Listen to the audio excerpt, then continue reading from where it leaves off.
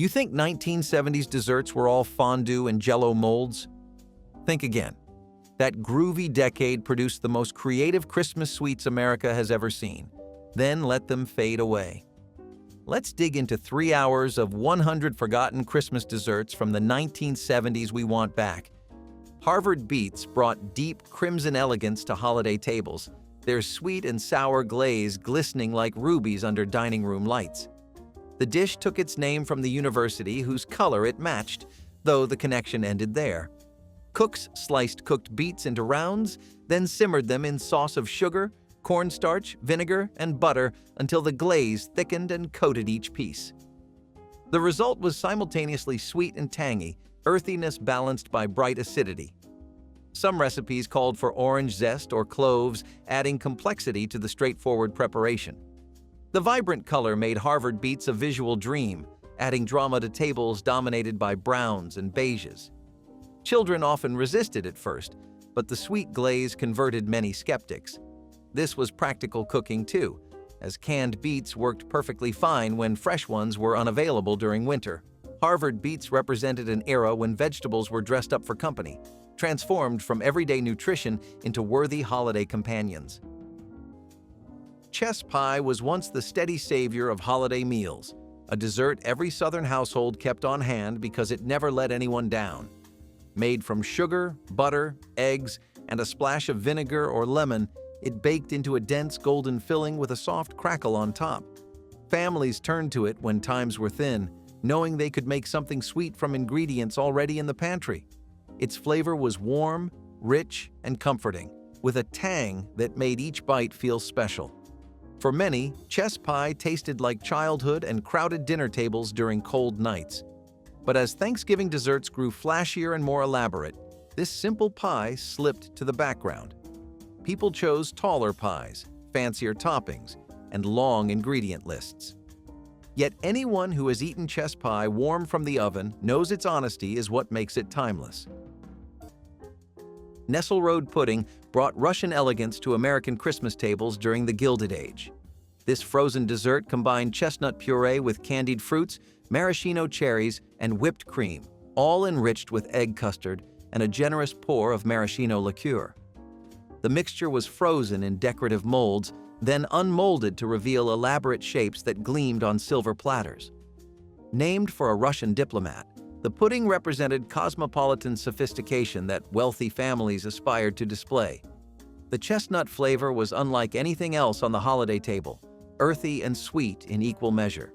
Making it required sourcing chestnuts, candying fruits, and mastering the temperamental frozen custard technique. Families served thin slices, the richness demanding restraint. The pudding disappeared as its ingredients became exotic and its preparation too demanding for modern schedules. Nesselrode pudding was Christmas elegance frozen into unforgettable form. Marzipan fruits were the artistic candies that transformed almond paste into miniature apples, oranges, bananas, and pears, almost too beautiful to eat. Mothers kneaded almond paste with powdered sugar until smooth, then divided it into portions and tinted each with food coloring. Small pieces were shaped by hand into fruit forms, with toothpicks creating texture and cloves serving as stems. The finished fruits were sometimes brushed with egg white for shine or dusted with colored sugar for sparkle. Children were fascinated by how realistic the tiny fruits looked, lined up on plates like produce from a fairy tale market. Making marzipan required patience and artistic skill, each fruit taking several minutes to shape properly. The flavor was intensely almond, sweet, and slightly chewy with that distinctive paste texture. These candies appeared at fancy holiday parties and were given as special gifts to neighbors and friends. Marzipan fruits showed that candy making could be true artistry. Fruit and nut balls were those dense confections rolled in coconut or powdered sugar that appeared on every church cookie exchange plate during the holidays. The mixture combined ground-dried fruits, dates, figs, raisins, with chopped nuts and sometimes graham cracker crumbs, bound together with honey or corn syrup. No baking was required, making them perfect for busy December schedules when oven space was precious. The balls were rolled by hand, each one slightly different, then coated in coconut, powdered sugar, or finely chopped nuts. The flavor was intensely fruity and sweet, concentrated enough that one or two satisfied. Children could help make them, their small hands perfect for rolling the sticky mixture into uniform spheres. Fruit and nut balls kept for weeks in tins, their flavors melding and improving over time. They represented the practical approach to holiday candy, wholesome ingredients, no special equipment, and results that looked impressive despite their simplicity. Lady Baltimore cake is an elegant dessert, featuring layers of delicate white cake filled with a mixture of chopped nuts, raisins, and figs, bound together by a light meringue-based frosting. This cake's origins are linked to the southern United States, where it was developed in the early 20th century. The preparation of this cake involves creating a fluffy white cake base using a traditional creaming method where sugar and butter are beaten until light and airy before eggs and flour are added. The filling, a rich concoction of dried fruits and nuts boiled in a sugar syrup, is then spread between the baked cake layers. The frosting, often a Swiss or Italian meringue, was perfected during this time to hold up better under various environmental conditions, ensuring the cake remained pristine and appealing for longer durations. Harvey Wallbanger cake, inspired by the cocktail, infused the dessert scene with a unique blend of orange, vodka, and Galliano, offering a spirited, tangy treat. Its decline can be attributed to changing tastes and the proliferation of desserts that incorporate a wider range of flavors and ingredients. The novelty of alcohol-infused cakes has expanded, making the Harvey Wallbanger cake less distinctive among desserts that feature more complex or exotic alcohol bases. Additionally, the shift towards more natural and health-conscious dessert options has led to a decreased interest in cakes heavily reliant on processed ingredients. Despite this, the cake's distinctive flavors and potential for reinterpretation with higher quality, less processed ingredients could revitalize its appeal in the context of modern culinary trends. So they stay nice and dense. Peach Melba is this classy dessert that was whipped up by a famous French chef for an Australian opera singer named Nellie Melba. It's pretty straightforward but elegant, just poached peaches and raspberry sauce over vanilla ice cream. The peaches get poached in syrup to sweeten them up, then they're laid over creamy ice cream and drizzled with that zesty raspberry sauce. This dessert became a big deal because it's light and refreshing, a nice change from heavier sweets. It's often served in a fancy glass dish to show off the pretty colors and layers, making it a hit at upscale dinners. Tea cakes are these small, sweet cakes that go perfectly with a cup of tea, hence the name. They're usually pretty simple, made with butter, sugar. Candied citrus peel was the jewel-like garnish decorating Christmas cakes and cookies. Strips of orange, lemon, and grapefruit rind transformed through days of simmering into translucent, sugar-crusted confections. The process began by scoring citrus rinds and soaking them in water for days, changing the water repeatedly to remove bitterness. Then came slow simmering in increasingly concentrated sugar syrups, the peels gradually absorbing sweetness while maintaining their shape. The final step was drying, either air-dried on racks or rolled in granulated sugar for a crystalline coating.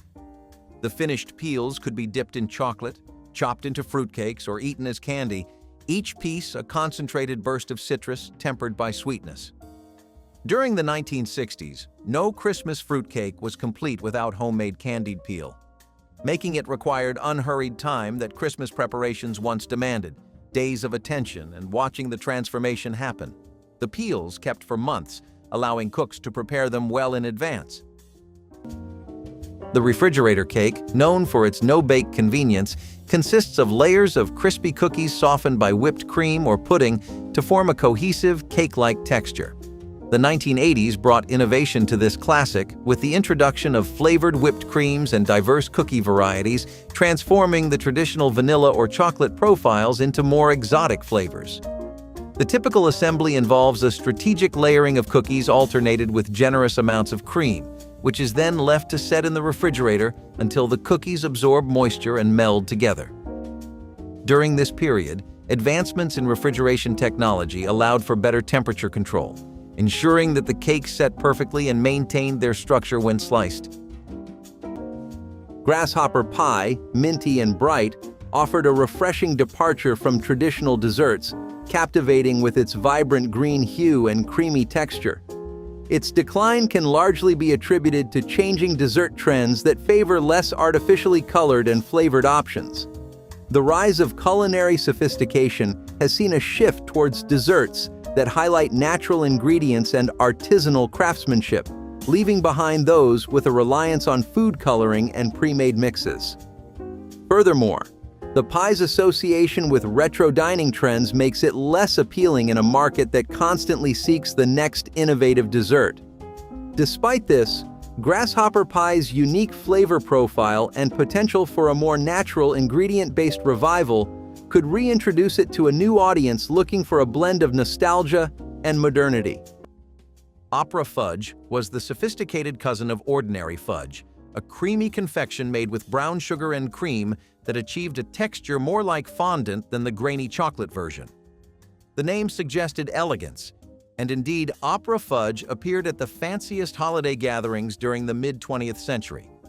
Making it required a candy thermometer and patience, cooking the sugar mixture to precise temperatures while stirring constantly.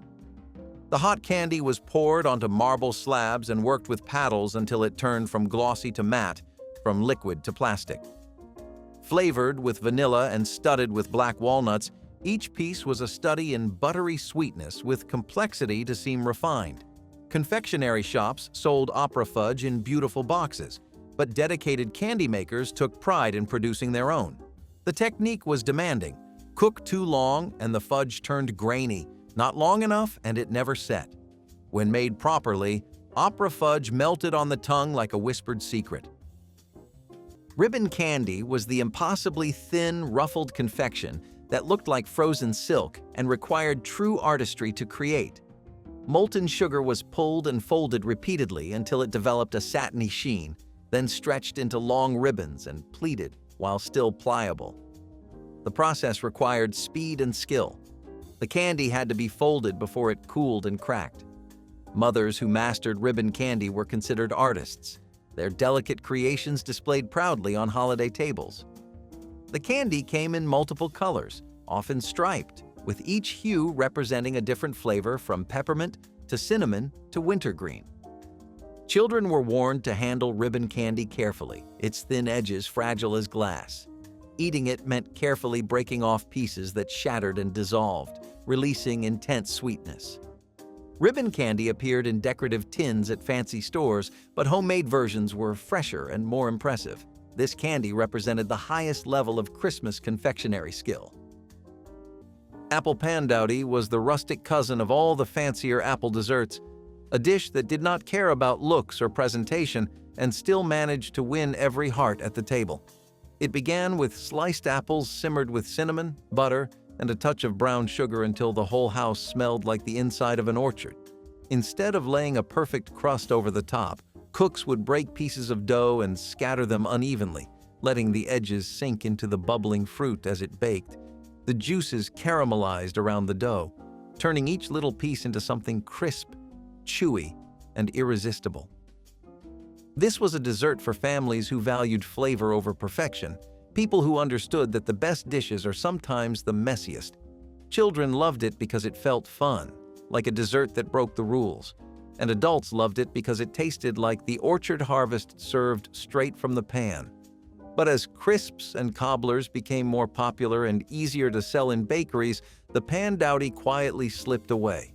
Its uneven top was not camera-ready, and its old-fashioned name did not help it survive in a modern world. Still, anyone who ever ate it fresh from the oven remembers the way it tasted like fall itself, a forgotten treasure hiding in plain sight. Divinity candy piled in crystal dishes was Christmas sweetness requiring perfect weather and steady hands. This southern confection combined sugar, corn syrup, and egg whites into clouds of sweet nothings that melted on the tongue. The mixture was cooked to precise temperature, then beaten until it lost its gloss and held soft peaks that could be dropped onto waxed paper. Humidity was Divinity's enemy. Damp weather prevented proper setting, leaving sticky failures instead of perfect peaks. Families made Divinity only on dry winter days, watching weather reports with the same attention given to holiday guests. pecans, or candied cherries often studded each piece, adding texture and visual appeal to the snowy mounds. Children watched the beating process with fascination, the transformation from syrup to fluff seeming like kitchen magic. Divinity required confidence and experience, the window between success and failure narrow. Its difficulty made every successful batch a genuine achievement worth sharing. Coconut custard pie was the quiet heartbeat of Southern holiday tables, a dessert that won people over without needing decoration or fuss. It came from the simplest ingredients: eggs, milk, sugar, shredded coconut, and vanilla. As it baked, the custard settled low while the coconut rose and turned golden, creating a pie that tasted warm and familiar. Families loved it because it brought sunshine to a cold season and reminded them of childhood afternoons. It showed up at potlucks and Thanksgiving dinners long before more elaborate desserts became popular. Older cooks trusted it because it never failed, even in lean years. But as store-bought pies and trendier flavors crowded the table, this humble favorite faded. People forgot how satisfying a soft custard and toasted coconut could be. Still, in homes where old recipes survive, this pie remains a gentle reminder of slower holidays and simple comfort. Corn pudding was Southern hospitality baked into a custard, turning humble canned corn into something rich enough for Christmas tables. Cooks combined creamed corn with eggs, milk, butter, and sugar, sometimes adding flour to help it set. The mixture was poured into buttered dishes and cooked slowly until the top turned golden, while the interior remained soft and spoonable.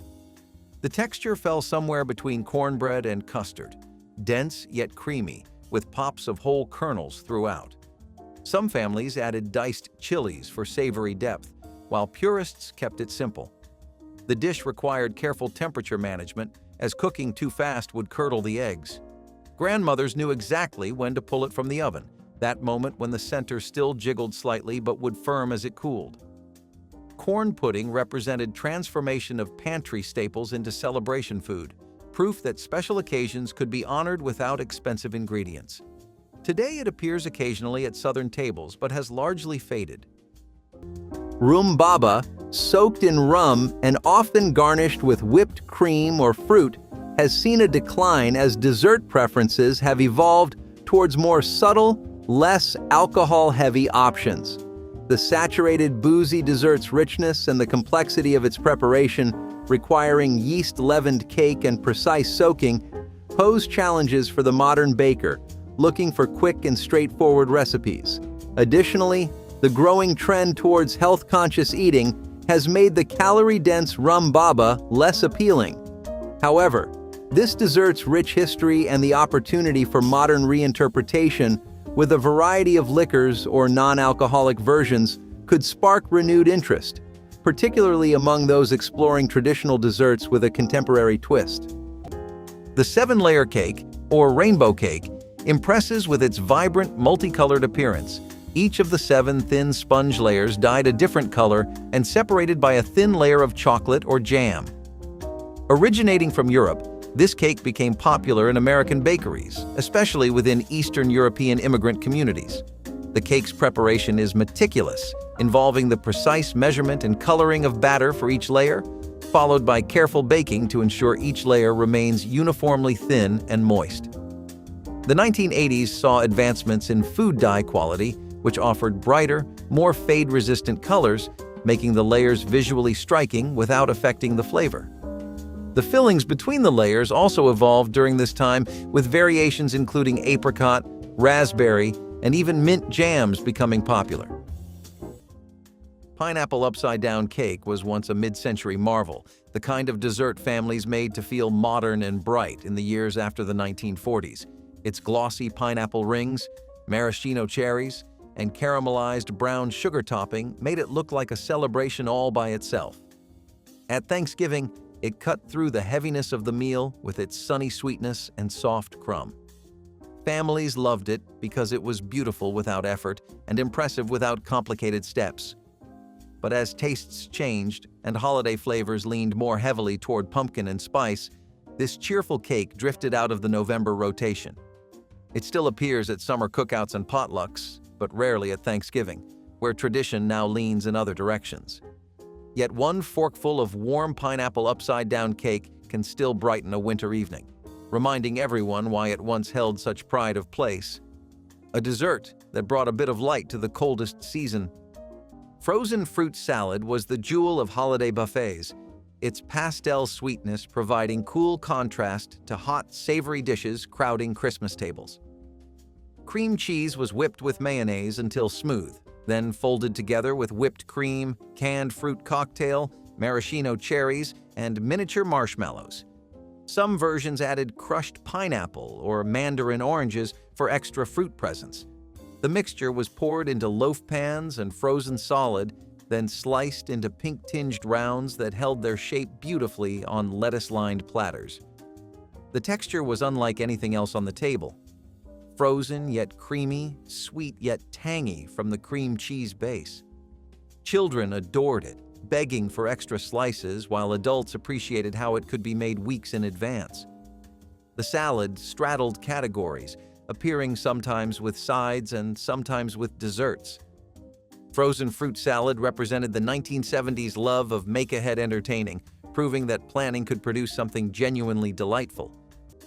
Martha Washington candy was the chocolate-covered confection filled with sweetened coconut and condensed milk that children found irresistible. Mothers mixed shredded coconut with sweetened condensed milk, butter, and powdered sugar, then chilled the mixture until firm enough to roll into balls. Each ball was dipped in melted chocolate and set on waxed paper to harden, creating smooth, dark shells around creamy white centers. The texture contrast was immediate, chocolate snapping to reveal soft, intensely sweet coconut filling. Named for the First Lady, these candies carried a sense of American tradition and patriotic pride. Children loved helping roll the coconut mixture, their small hands creating balls of varying sizes that mothers then perfected. The candies kept well in cool places, making them ideal for gift boxes and holiday cookie plates. Martha Washington candy was often a mother's secret weapon, simple enough for beginners but impressive enough to earn compliments from experienced bakers. Panoche was that creamy brown sugar fudge that appeared on holiday candy plates, its caramel-like flavor setting it apart from ordinary chocolate versions.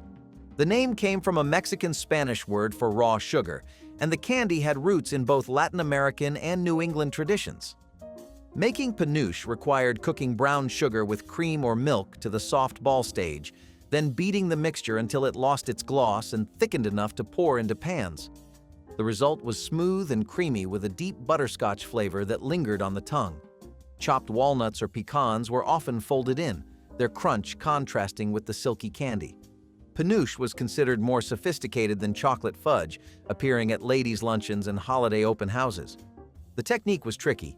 Undercook it and the candy never set, overcook it and the texture turned grainy.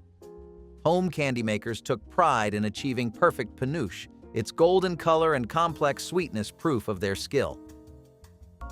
Millionaire pie, known for its rich, creamy filling that typically includes pineapple, maraschino cherries, pecans, and sweetened condensed milk in a graham cracker or pastry crust, is a no-bake dessert that likely originated in the southern United States.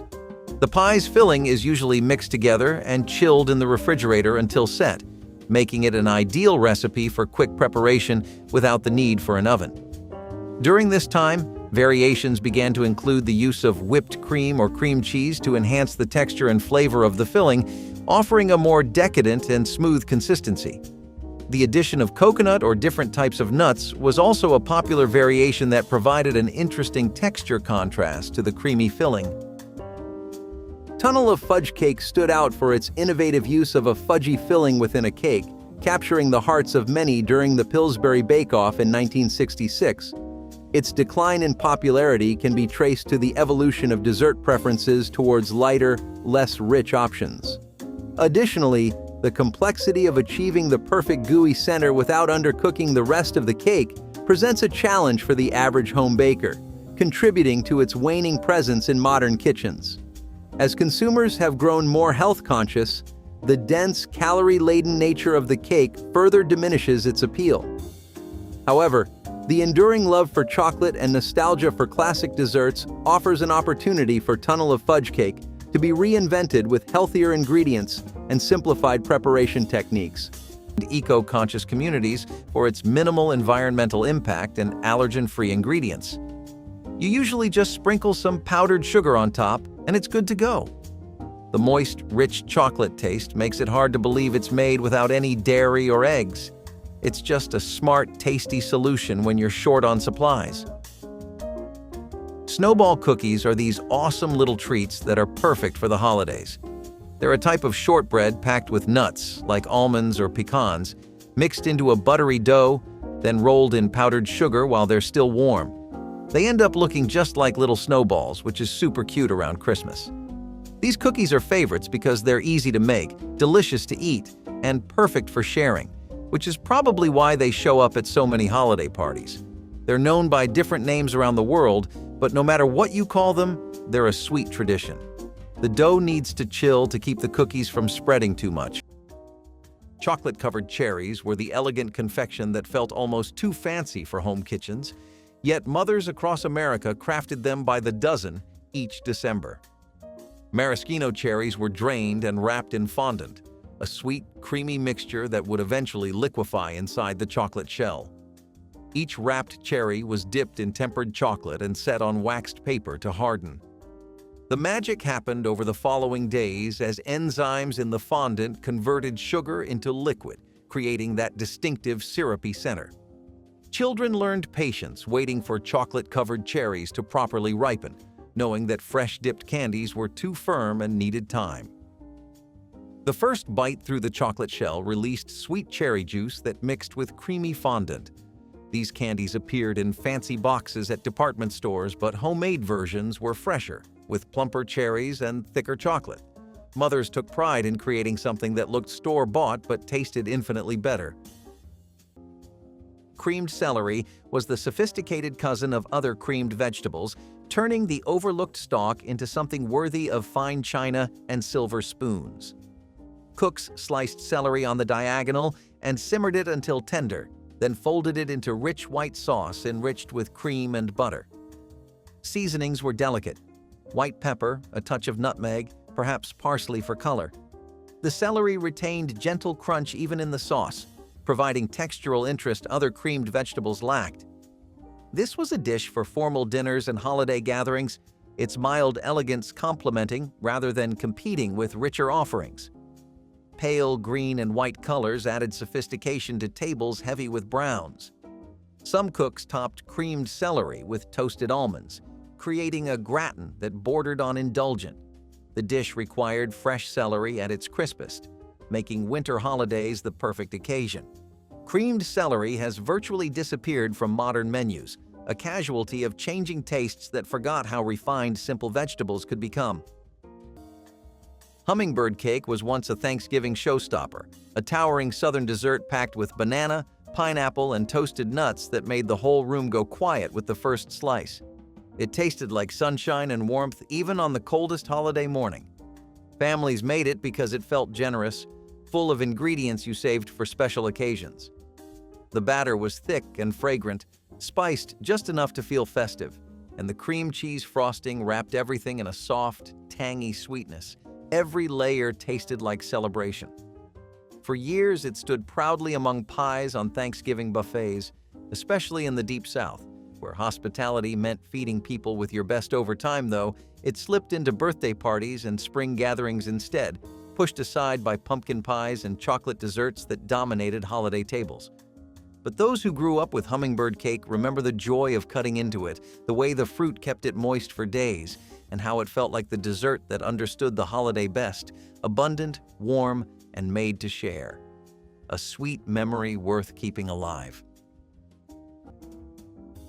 Floating Island drifted onto Christmas tables as clouds of meringue atop golden custard seas. Soft meringue was poached in milk, then floated on chilled custard made rich with egg yolks and vanilla.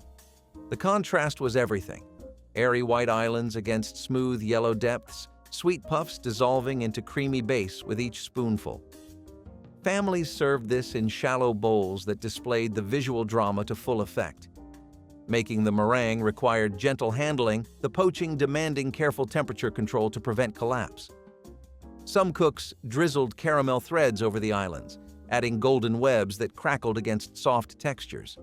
The custard base needed proper cooking to achieve silkiness without curdling, a skill grandmothers demonstrated rather than explained.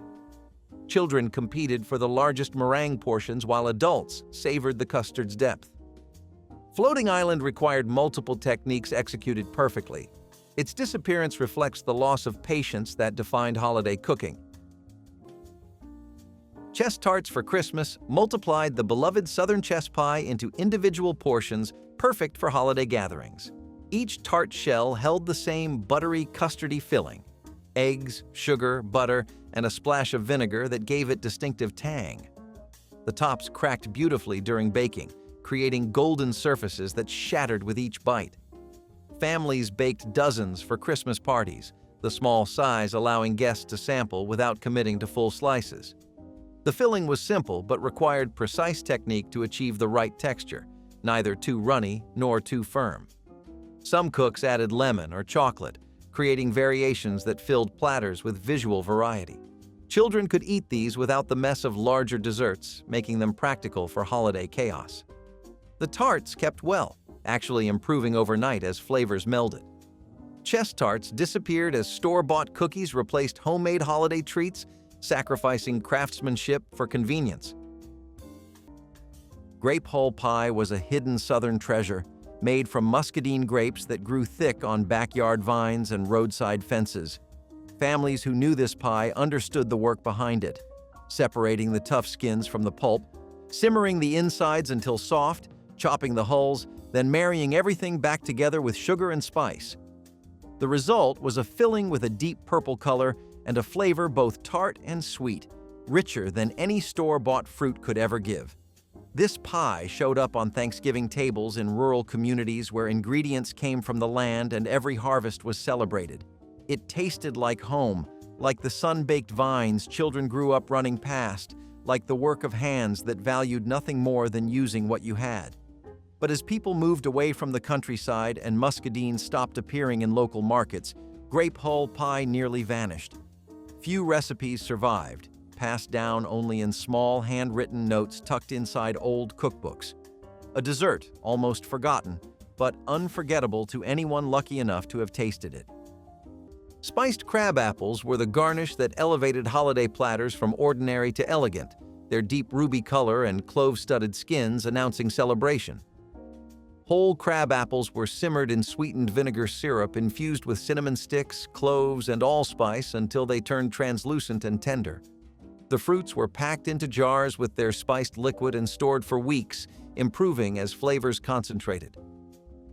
Come Christmas, they were arranged around roasts and hams like edible jewels, their glossy skins catching candlelight beautifully.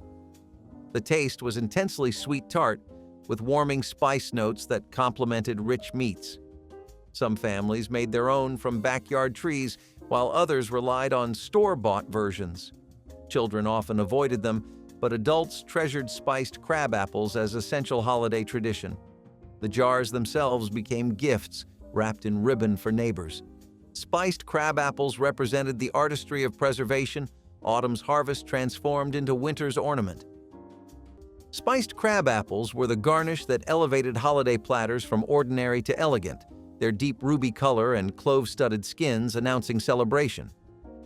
Whole crab apples were simmered in sweetened vinegar syrup infused with cinnamon sticks, cloves, and allspice until they turned translucent and tender.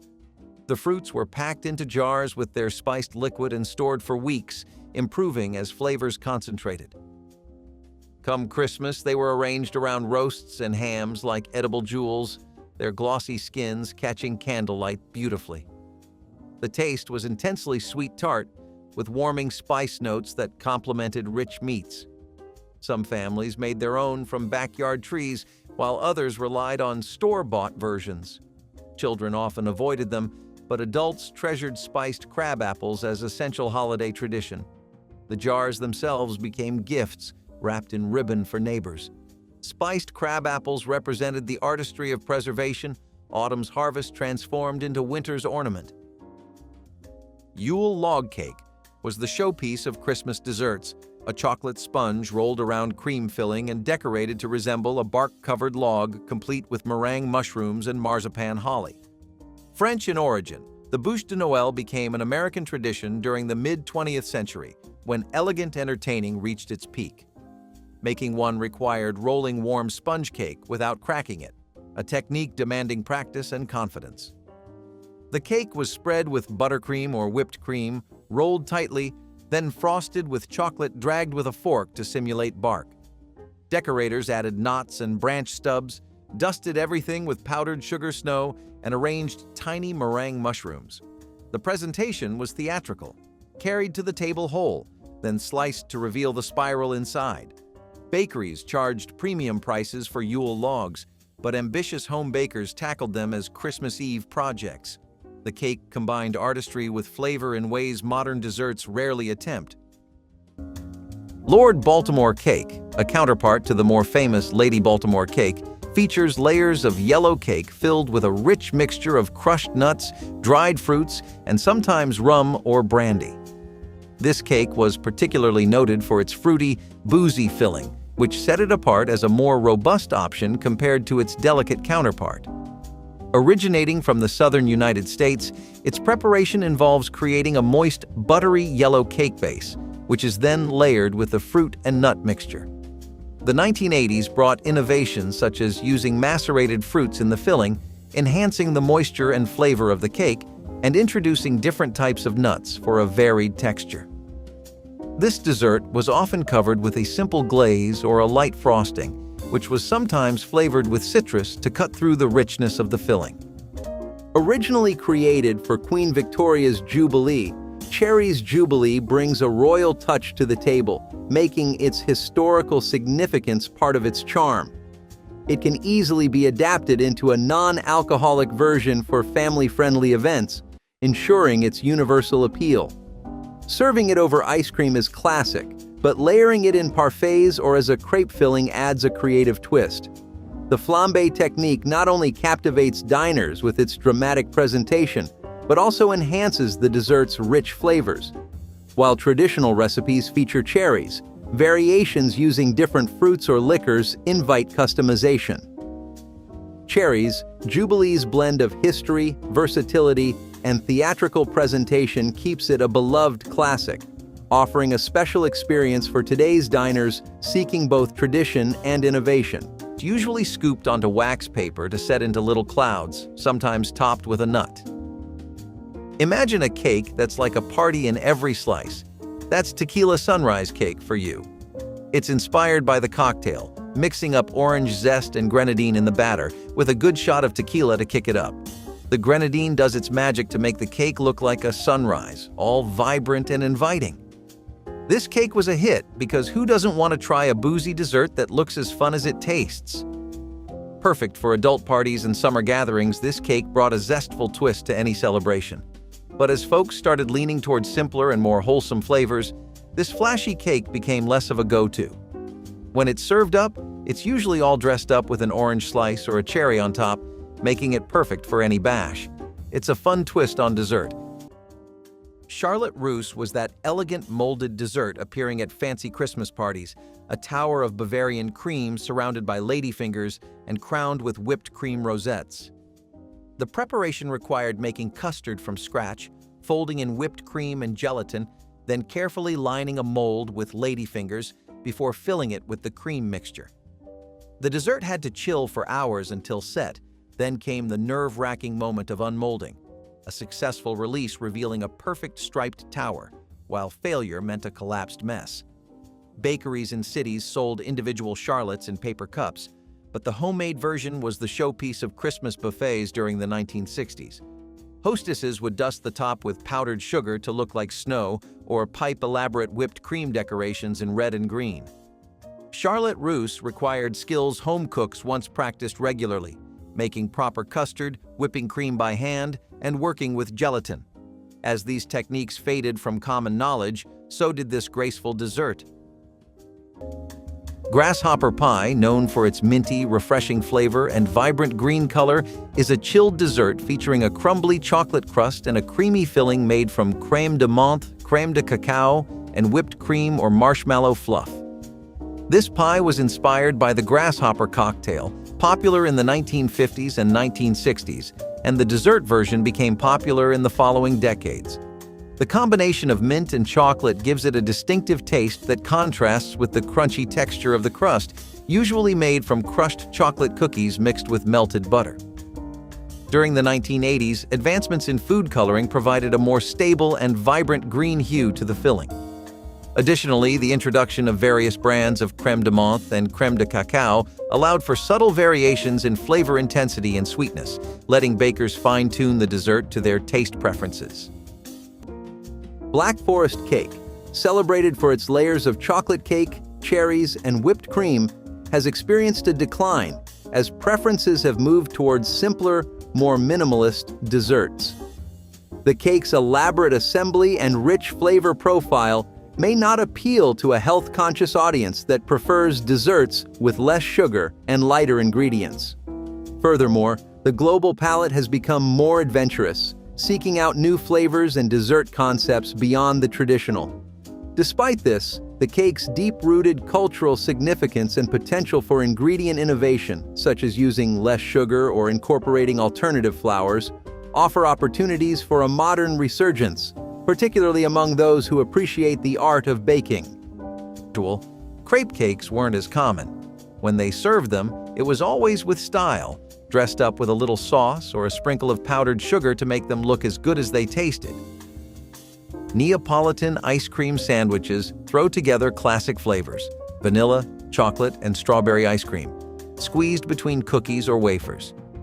This treat took the old-school Neapolitan ice cream idea from Italy, where mixing up flavors was the thing, and turned it into a fun, easy-to-eat dessert. Having all those flavors in one bite made it super popular at family get-togethers and community events. It was a blast of color and taste that just felt like a party.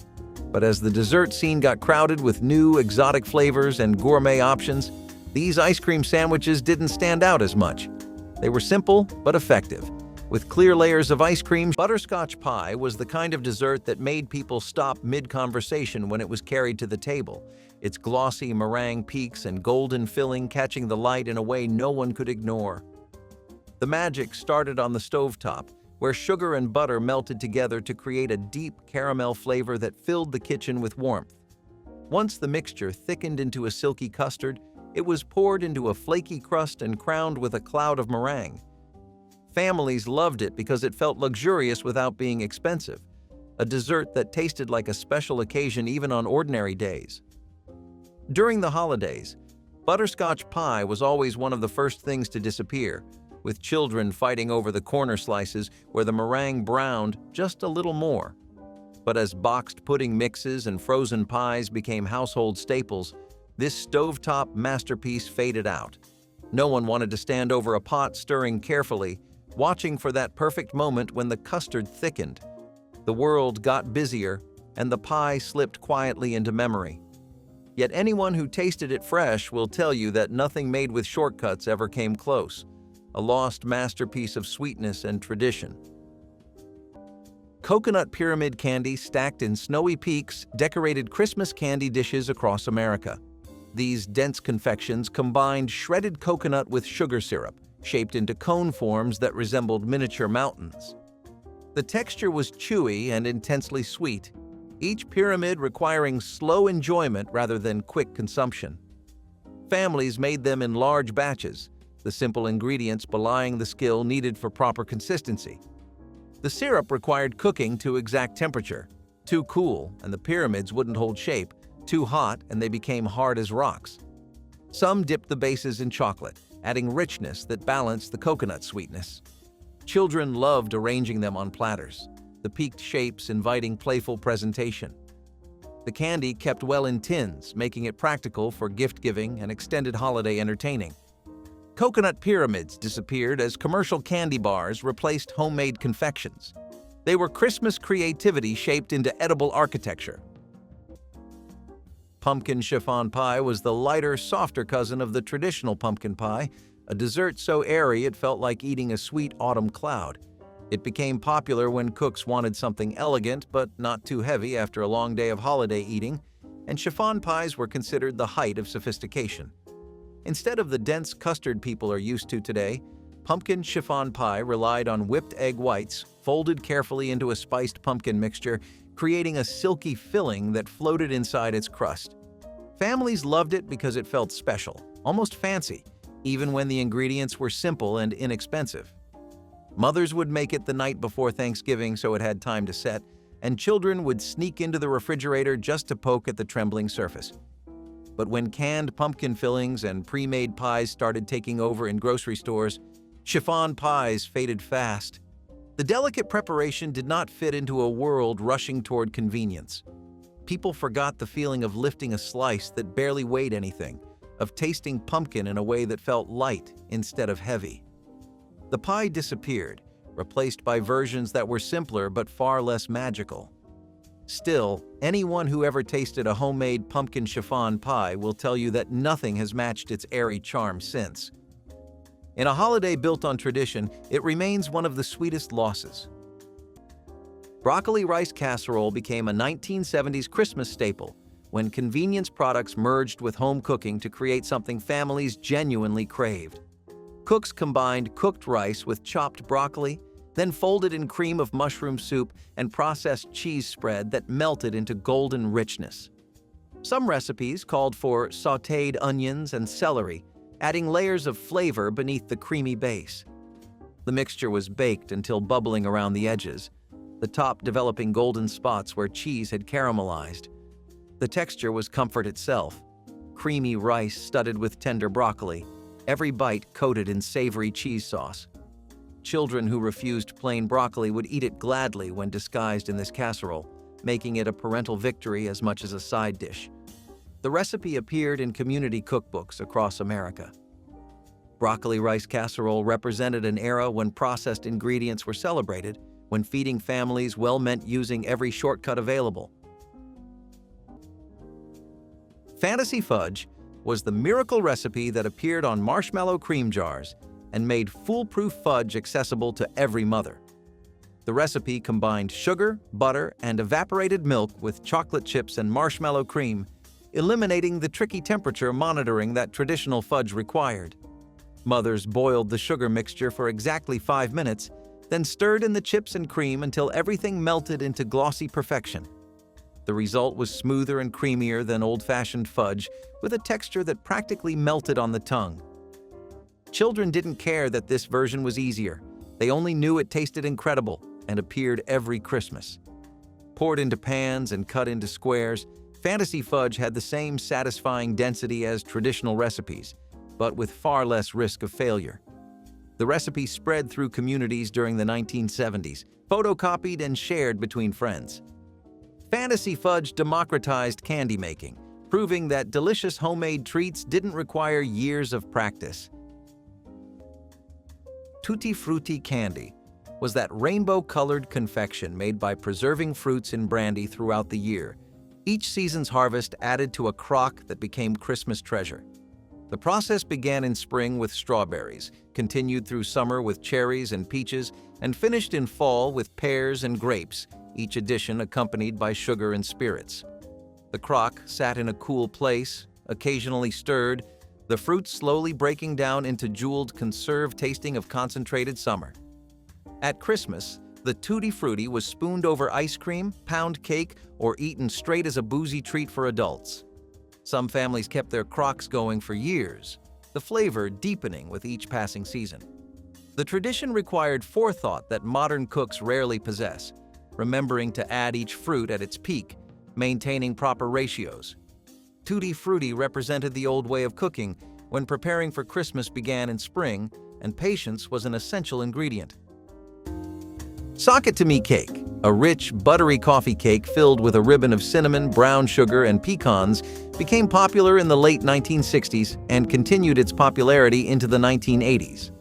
This cake is based on a basic yellow cake mix, which is enhanced with sour cream to add moisture and density. The sock it to me filling is swirled into the batter, and the cake is typically topped with a simple glaze. In the 1980s, the cake became a favorite for its easy preparation and delicious results, often appearing in brand advertising for cake mixes as a prime example of how home bakers could create bakery-quality cakes at home.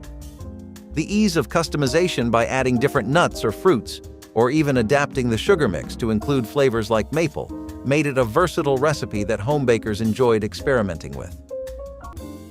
Down in Greensboro, North Carolina, Mrs. L.H. Wiggins came up with the hummingbird cake, which Southern Living magazine made famous in '78. This cake's got it all: bananas, pineapple, pecans, cinnamon, and it's topped with a killer cream cheese frosting that ties all those spicy and fruity flavors together. It became a big deal fast, thanks to its unique taste combo and the fact that it was pretty easy to make for any kind of get-together. Over time, though, as dessert trends evolved and global flavors took the spotlight, the hummingbird cake kind of drifted out of the mainstream. The cake is particularly beloved in the South, where it remains a celebrated part of regional culinary traditions. Typically, this cake was stacked up high in layers and generously slathered with frosting, making it a showstopper at parties. Dacquoise, distinguished by its layers of nut meringue and buttercream, has become a lesser-known dessert amid the rise of simpler, more casual sweets. The meticulous preparation required to achieve its delicate texture and the perceived richness of its fillings may deter those seeking quicker, lighter dessert options. Furthermore, the increased interest in gluten-free and health-conscious eating challenges the traditional dacquoise, which is rich in sugars and fats. Yet its inherent elegance and the possibility of incorporating alternative, healthier ingredients suggest that dacquoise could be rediscovered and appreciated by a new generation interested in sophisticated yet accessible baking projects. Bread pudding traditionally utilizes stale bread, milk, eggs, sugar, and spices like cinnamon or nutmeg, transforming basic leftovers into a sumptuous dessert. The custard base is created by whisking together eggs and sugar, to which milk or cream is added, along with vanilla for flavor. The stale bread is soaked in this mixture until it becomes saturated, then baked until the custard sets and the top turns golden. Originating from 11th century Europe as a means to use up stale bread, the dish evolved significantly by the 1980s, incorporating richer ingredients like brioche or challah. During this period, culinary enthusiasts began adding luxury elements such as chocolate chips, bourbon-soaked raisins, or layers of fresh fruit like apples or pears to enhance the flavor profile. Moreover, the introduction of double cream in the custard mixture became popular for its ability to add a velvety richness, contrasting beautifully with the crispy caramelized top that becomes a highlight of the well-baked surface. Nesselrode pie was the glamorous frozen dessert that graced holiday tables from the 1940s through the 1970s, a Baroque confection of chestnut cream, candied fruits, and maraschino cherries frozen in a crumb crust. Named after a Russian diplomat, it became fashionable in American restaurants before home cooks adapted it for Christmas entertaining. Making it required cooking chestnuts until soft, pressing them through a sieve, folding the puree into whipped cream along with rum-soaked fruits. The mixture was poured into a graham cracker crust and frozen until firm, then topped with more whipped cream and candied fruit. The flavor was sophisticated and unusual, the chestnuts providing earthy sweetness unlike any other dessert. Department store restaurants made Nesselrode pie famous, and home cooks struggled to replicate its elegance. The dessert disappeared as chestnuts became harder to find and frozen desserts fell from fashion. Today, few remember this once celebrated creation that represented holiday entertaining at its most refined. Candied orange peel transformed citrus scraps into jewel-like confections that looked almost too pretty to eat but tasted too good to resist. Mothers sliced orange peels into strips, boiled them repeatedly to remove bitterness, then simmered them in sugar syrup until translucent. Drained and tossed in granulated sugar, the peels sparkled like amber gems, their texture chewy and intensely flavored. Some mothers dipped theirs in dark chocolate, the bitter cocoa complementing sweet citrus perfectly. The candy took days to make properly, requiring multiple blanching sessions, but results were unlike anything from stores. Children were often surprised by how much they loved candied peel, expecting bitterness and finding instead concentrated orange sunshine. Arranged on plates alongside other candies, the peels added color and sophistication that elevated the entire spread. This was the candy that showed a mother's dedication, her willingness to transform what others discarded into something beautiful. Baked pineapple casserole was the sweet surprise that appeared beside holiday hams, its tropical flavor providing brightness amid heavier winter fare. Canned pineapple chunks were combined with sugar, flour, and sharp cheddar cheese, a combination that sounded strange but tasted magnificent. The mixture was topped with buttery cracker crumbs and baked until bubbling and golden, cheese melting into strings that stretched with each serving. The dish straddled sweet and savory in ways that confused first-time tasters but converted them by second bite.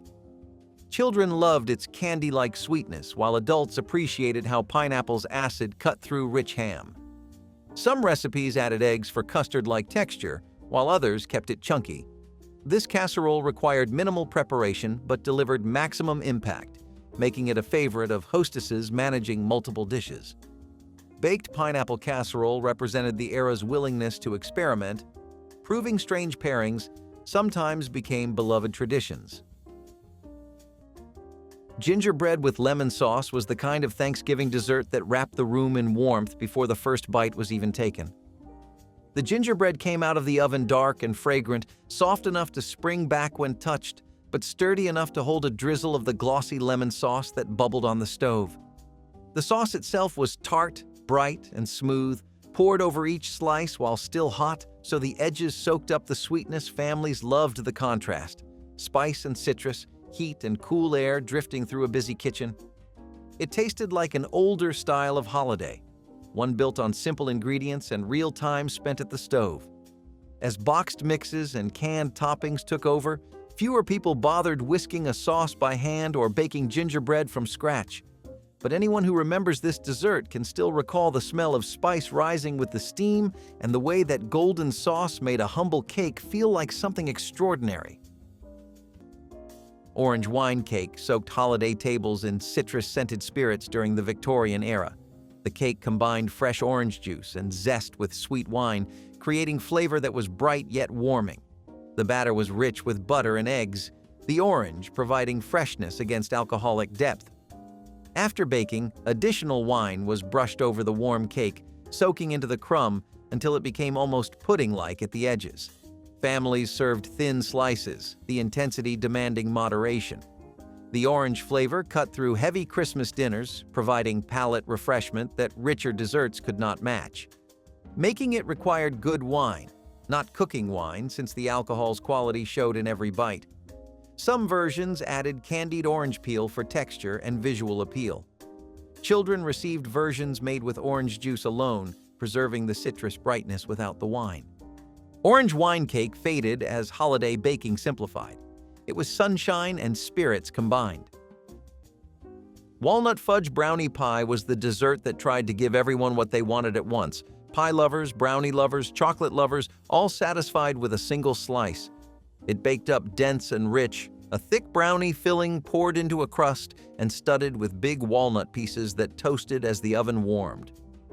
In the 1970s, this pie felt modern and indulgent, the kind of dessert you made when you really wanted to impress your guests without taking on a complicated recipe. Children loved the gooey center, adults loved the deep chocolate flavor, and everyone agreed it was more exciting than the usual lineup of pies. But as store-bought brownie mixes and pre-made desserts became common, this homemade hybrid faded away. It took time, patience, and real ingredients, and fewer people were willing to whisk melted chocolate on a holiday morning. Still, those who tasted it remember how it walked the line between rustic and decadent, simple in spirit, unforgettable in flavor. Butter beans with ham hocks brought Southern comfort to Christmas tables, their creamy texture and smoky depth satisfying appetites like few vegetables could. Dried lima beans were soaked overnight, then simmered for hours with a meaty ham hock until both beans and meat surrendered to tenderness. The cooking liquid reduced into a rich pot liquor that coated every bean with silky, porky goodness. Some cooks added onion, bay leaves, or a pinch of sugar to balance flavors, though purists let the ham and beans speak for themselves. The dish required time more than skill. Long, slow cooking was the only secret. Served in deep bowls with cornbread for soaking up the liquor, butter beans with ham hocks could anchor a meal or accompany the main roast.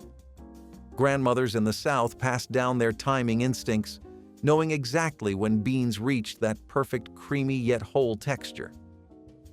The dish connected Christmas to everyday survival cooking, reminding families that humble ingredients prepared with care could grace any occasion. Old-fashioned molasses taffy was the dark, chewy candy that tasted like Christmas past, its deep sweetness connecting children to generations before. Mothers cooked molasses with sugar, butter, and vinegar until it reached the firm ball stage, the mixture darkening as it bubbled. Once cool enough to handle, the taffy was pulled repeatedly until it lightened in color and developed that characteristic chewy texture. The flavor was robust and complex, molasses providing depth that corn syrup couldn't match. Children earned their candy by helping pull, their arms growing tired as the taffy slowly transformed. Cut into pieces and wrapped in waxed paper, molasses taffy kept its chew for weeks. For families with rural roots, this recalled childhoods when molasses was sweetener of choice. Molasses taffy wasn't as popular as lighter versions, but nothing matched its rich old-time flavor. Popcorn balls were those sticky sweet spheres that appeared at Christmas parties and were tucked into stockings, their buttery caramel coating holding popped corn in tight formations. Making them required cooking sugar and butter to the right temperature, then quickly tossing in popcorn and shaping the mixture while still warm enough to mold. The timing was crucial. Too hot and the balls fell apart, too cool and they wouldn't stick. Red and green food coloring turned plain popcorn balls festive, while some added peanuts for variety. Children loved receiving popcorn balls, their impressive size and satisfying sweetness making them special treats. Schools and churches made them for fundraisers, wrapping each in cellophane tied with ribbon. Popcorn balls represented American ingenuity, transforming a simple snack into holiday candy through sugar and skill. The pineapple upside-down cake, a staple of American baking since the early 20th century, experienced a notable resurgence in the 1980s. Characterized by its caramelized pineapple and cherry topping, the cake's preparation begins with a layer of sliced pineapples and cherries at the bottom of the pan, covered by a rich batter that, once baked and inverted, reveals a colorful and enticing design. The availability of canned pineapples and the affordability of baking ingredients during the 1980s contributed to the cake's popularity. Innovations in non-stick bakeware during the 1980s also facilitated the cake's preparation, ensuring that the aesthetic appeal of the caramelized top was preserved upon inversion. The pineapple upside-down cake not only served as a delicious treat, but also as a canvas for culinary creativity, with many bakers experimenting with different types of fruit and spices to create unique variations of the classic recipe. Mixing pineapple, coconut, and macadamia nuts into a creamy, dreamy dessert. It layers crushed pineapple with coconut-flavored pudding and whipped topping, all on a crumbly crust. It's a favorite for gatherings where you want something easy and refreshing that screams tropical paradise. This dessert is particularly popular during the summer months, serving as a cool treat that transports eaters to the sunny shores of Hawaii with every spoonful. This dessert is usually chilled and served in squares, making it super easy to grab a piece. The combo of crunchy nuts, creamy pudding, and fruity pineapple makes every bite a mini vacation. Pink champagne cake is all about celebration. This cake uses actual champagne in the batter, which gives it a light, airy feel with a hint of bubbly. It's usually tinted pink for that Baked Alaska, once the pinnacle of dining elegance with its combination of cake, ice cream, and meringue, has faded in popularity due to its perceived complexity and the rise of simpler, more accessible desserts. The challenge of perfectly executing the meringue and achieving the flambé effect can be daunting for home bakers, contributing to its decline. Additionally, in a culinary landscape that values quick and straightforward recipes, Baked Alaska's time-consuming preparation makes it less appealing for everyday dessert choices. However, its dramatic presentation and the contrast of hot and cold elements retain a potential allure. suggesting that deconstructed or simplified versions could bring it back into favor for special occasions. Springerl were those pale, embossed German cookies that looked almost too beautiful to eat, their surfaces pressed with intricate designs of flowers, animals, and Christmas scenes. The dough was simple: eggs, sugar, flour, and anise, but the technique was exacting, requiring the dough to be rolled, pressed with carved wooden molds, then left to dry overnight before baking. This drying step was crucial, allowing designs to set so they remained sharp after baking. The finished cookies were pale ivory with designs standing in relief like cameos. Families treasured their Springerl molds, carved wooden boards passed down through generations, each one a piece of folk art. The cookies were hard and dry, meant for dunking in coffee, their anise flavor intensifying over weeks of storage. Making Springerl required patience that modern cooks rarely possess: the overnight drying, the gentle handling, the precise temperature control. These cookies represented craftsmanship and a willingness to spend hours creating something beautiful. Peanut brittle shattered into golden shards that caught kitchen light like edible amber, its sweet, salty crunch echoing through holiday gatherings. Mothers boiled sugar, corn syrup, and water to the hard crack stage, then stirred in raw peanuts that toasted right in the molten candy. Butter and baking soda were added at the last moment, the soda creating tiny air bubbles that gave brittle its characteristic texture. The mixture was poured onto greased baking sheets and stretched thin while still pliable, requiring heat-resistant hands and quick movements. Once cooled, it was broken into irregular pieces ranging from paper-thin edges to thick, nut-studded centers. The combination of caramelized sugar and roasted peanuts created an addictive flavor that children couldn't resist. Tins of homemade peanut brittle were given as gifts to neighbors and teachers, though families kept the biggest pieces for themselves. This candy represented December traditions when mothers spent hours over hot stoves creating treats no store could match. Tomato aspic was the elegant mold that separated sophisticated hostesses from casual cooks, its shimmering clarity announcing refinement on any holiday table. Tomato juice was combined with unflavored gelatin, lemon juice, Worcestershire sauce, and careful seasoning, then poured into decorative molds to set. The result was a quivering ruby ring that held its shape when unmolded onto beds of crisp lettuce. Some versions included chopped celery, olives, or shrimp suspended within like jewels in amber. The taste was intensely savory, nothing like sweet fruit gelatins that dominated other parts of the meal. Aspic required confidence, as unmolding could go wrong if the gelatin hadn't set properly. Successful unmolding brought genuine pride, the mold releasing perfectly onto its serving platter with a satisfying wobble. Tomato aspic represented formal entertaining from an earlier era, when certain dishes signaled social knowledge. Its disappearance marked changing tastes that favor simplicity over structured elegance. Bourbon balls always sat quietly in a tin tucked toward the back of the holiday table, waiting for the adults to give each other a knowing smile before lifting the lid. These were not for children. They were made from crushed cookies, powdered sugar, cocoa, chopped nuts, and just enough bourbon to warm the throat without overpowering the sweetness. Families loved them because they required no baking at all, just rolling, chilling, and hiding from curious hands. At Thanksgiving gatherings, they were shared like a secret, passed from adults to adults, each one a small burst of chocolate and holiday spirit. But as tastes changed and more homes embraced alcohol-free celebrations, bourbon balls drifted into the background. Some still make them at Christmas, but few remember they once appeared proudly at Thanksgiving too. Those who do recall the laughter, the soft clink of tins closing, and the rich flavor that signaled the start of the season. A tiny dessert with a big personality. Sponge cake with wine sauce carried Victorian elegance into American Christmas celebrations. The cake itself was light and tender, made airy through vigorous beating of eggs without chemical leaveners.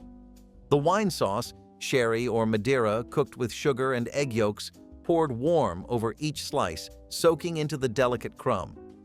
Families served this at formal Christmas dinners when something refined was needed to conclude elaborate meals. Making proper sponge cake required technique that modern bakers rarely possess, the eggs needing beating by hand until tripled in volume. The wine sauce demanded attention to prevent curdling, the egg yolks requiring gentle cooking over simmering water. Together, cake and sauce created something greater than either alone, the alcohol's warmth enhancing the egg's richness.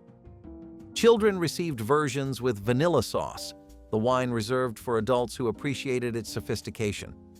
Sponge cake with wine sauce was Christmas refinement from an era that valued skill. Plum pudding was a true old-world holdover, a dessert that lingered on some tables long after most American families moved on. Dense, dark, and deeply spiced, it was made from dried fruits soaked for days, steamed slowly, and served with a sauce rich enough to make the long wait worthwhile. To many families in the 1960s and 1970s, plum pudding tasted like heritage, a link to ancestors who carried their traditions across oceans. It was not a quick dessert, nor an easy one, and that was part of its charm. Holidays were slower then, and a dessert that took hours to steam felt like a fitting reward at the end of a long day. But modern kitchens lost the tools, time, and patience for steaming puddings, and the dessert quietly disappeared. Those who remember it recall the warm spice, the dense texture, and the sense of continuity it brought to the table. A reminder that holidays once held space for recipes older than memory. Pickled peaches were jeweled accompaniments that appeared beside Christmas hams, their spiced sweetness providing perfect counterpoint to rich meats. Canned peach halves were simmered in syrup infused with whole cloves, cinnamon sticks, and apple cider vinegar until they absorbed warm spices completely. The peaches emerged tender and glossy, their golden flesh tinged with amber from the spiced brine. Packed into jars, they could be preserved for months, ready to grace holiday tables whenever needed. Each peach half was studded with whole cloves, making them look almost decorative, edible ornaments for the dinner plate. The flavor was complex, simultaneously sweet, tart, and warmly spiced in ways that elevated simple sliced ham. Grandmothers often made these in late summer when fresh peaches were cheap, though canned versions worked nearly as well. Pickled peaches represented the tradition of putting up preserves, ensuring summer's sweetness could brighten even the darkest winter meals. Date nut roll was that glossy cylinder wrapped in waxed paper appearing in refrigerators during December, a dense and chewy confection tasting like concentrated Christmas. The candy started with chopped dates cooked with sugar until thick, then mixed with butter, rice cereal, and mountains of chopped walnuts or pecans. While still warm, the mixture was shaped into logs, rolled in powdered sugar or coconut, then wrapped tightly and chilled until firm enough to slice into neat rounds. Each slice revealed a mosaic of nuts and golden dates, the texture somewhere between fudge and taffy. Department stores like Neiman Marcus became famous for holiday date nut rolls, but most families had cherished recipes passed down through generations. The rolls kept well for weeks, making them practical gifts prepared ahead of the holiday rush. Children often found them too sophisticated, leaving more for adults who savored their complex sweetness. Date nut rolls represented a time when Christmas candy meant more than chocolate. Napoleons, or millefeuilles, are these fancy pastries with layers of puff pastry and pastry cream, all topped off with this slick glazed icing. Originating from France in the 18th century and known for their thousand leaves, that's what millefeuille means, these pastries were a big hit in fancy bakeries for their classy look and delicate flavors, perfect for high-end events and fine dining spots. Making them was no small feat, though, and as lighter, simpler desserts became more popular recently, Napoleons started showing up less often. Usually, these pastries were served up in tidy rectangles, with the icing artfully done up to make them total eye candy. The super precise layers and that creamy, flaky vibe are what made munching on a Napoleon feel like a luxury. Lady Baltimore cake, with its origins in Southern baking traditions, faces obscurity as modern tastes lean towards less sugary, more globally influenced desserts. The cake's distinctive fruit and nut filling, once a mark of indulgence, contrasts with current trends favoring minimalism and natural ingredients. The labor-intensive preparation and perceived heaviness of traditional cakes like Lady Baltimore have contributed to their decline in favor of lighter, simpler desserts. However, the cultural heritage and the potential for ingredient innovation in Lady Baltimore cake present an opportunity for revival among enthusiasts of American baking history and those seeking a connection to culinary heritage through updated, healthier versions. Indian pudding steamed for hours brought colonial tradition to New England Christmas tables. This dense cornmeal pudding combined Native American ingredients with English technique, creating something uniquely American. Cornmeal was cooked slowly with milk, molasses, ginger, and cinnamon until it thickened into a mass that baked low and slow for hours. The result was dark, sticky, and intensely flavored, with edges that caramelized against the baking dish. Families served it warm with cold cream or vanilla ice cream, the temperature contrast heightening sensation. The molasses provided depth that sugar could never match, mineral and earthy alongside sweet. Making Indian pudding required time modern schedules rarely allow, the long baking transforming simple ingredients through patience. Children often found it too intense, its dark color and strong flavor challenging young palates. Indian pudding connected Christmas tables to America's earliest culinary traditions. Its rarity marks a severed connection to colonial heritage. Poke cake hit the scene in the 70s and got everyone excited because you could do so much with it. After baking a simple vanilla or chocolate cake, you poke holes all over it and fill those up with Jell-O, pudding, or sweetened condensed milk. This trick lets the filling soak into the cake, making it super moist and adding layers of flavor. Jell-O pushed this idea big time, showing everyone how a plain cake could turn into a showstopper. It was a hit because you could tweak it with different fillings depending on what you were into. But as tastes got more sophisticated and folks leaned towards less sugary stuff, poke cake kind of lost its spotlight. It was usually served in a big dish, looking casual and family-friendly. You'd often see it with a fluffy layer of whipped cream on top, maybe some fruit or sprinkles too, just to make those flavors pop. Butterscotch brownies, or blondies, mix it up with coconut cream pie is distinguished by its creamy, custard-like filling that blends eggs, sugar, and coconut milk, poured into a flaky pastry crust and topped with whipped cream and toasted coconut flakes. The pie's traditional recipe was enhanced in the 1980s with the introduction of high-quality coconut milk, which provided a richer coconut flavor and smoother custard consistency. The pie crust is typically pre-baked, a technique known as blind baking, to prevent it from becoming soggy once the wet filling is added. Innovations during the 1980s included the use of shredded coconut in the crust itself, adding texture and reinforcing the coconut flavor throughout the dessert. Food science played a role in improving the stability of the whipped cream toppings with the development of longer-lasting, stiffer whipped cream formulations, which kept the pies looking fresher for longer periods. The pineapple upside-down cake, a marvel of sweetness and texture, charmed its way into hearts with its caramelized pineapple topping and moist cake base. However, as dessert trends moved towards more sophisticated and less sugary options, this cake's presence dwindled. The move away from canned fruit and processed ingredients, which are central to the classic version of this cake, in favor of fresh, less processed alternatives, also contributed to its decline. Moreover, the advent of foodie culture, which prioritizes novel and Instagram-worthy desserts, left the more traditional and less visually dynamic pineapple upside-down cake behind. Despite this, it remains a cherished reminder of past baking traditions, holding potential for revival with updated, healthier ingredients. Bourbon balls were the adult confection found on every Southern cookie tray, those no-bake treats that packed a spirited punch beneath their chocolate coating. The recipe was elegantly simple: crushed vanilla wafers mixed with cocoa, powdered sugar, corn syrup, and generous amounts of Kentucky bourbon, then rolled into balls and coated in powdered sugar or chocolate. No cooking was required, making them perfect for busy holiday schedules, though they needed days of aging for flavors to meld. The bourbon mellowed as the balls rested, transforming from harsh to smooth while permeating every bite with warm, oaky sweetness. Ladies made batches in their kitchens, storing them in tins between layers of waxed paper.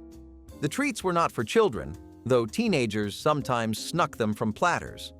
Bourbon balls represented a genteel form of indulgence, strong enough to notice but respectable enough for church socials. They've never entirely disappeared but are rarely made with the same generous pour. Pecan turtles were the candy that looked like their namesake, with pecan legs extending from caramel bodies topped with chocolate shells. Mothers arranged pecans in clusters on waxed paper, then spooned warm caramel over the centers, letting it flow between the nuts. Once the caramel set, each cluster was dipped in or drizzled with melted chocolate, creating the turtle's shell pattern. The combination of textures made turtles irresistible: crunchy pecans, chewy caramel, and smooth chocolate in every bite. Children loved helping arrange the pecan clusters, feeling like they were creating little candy creatures.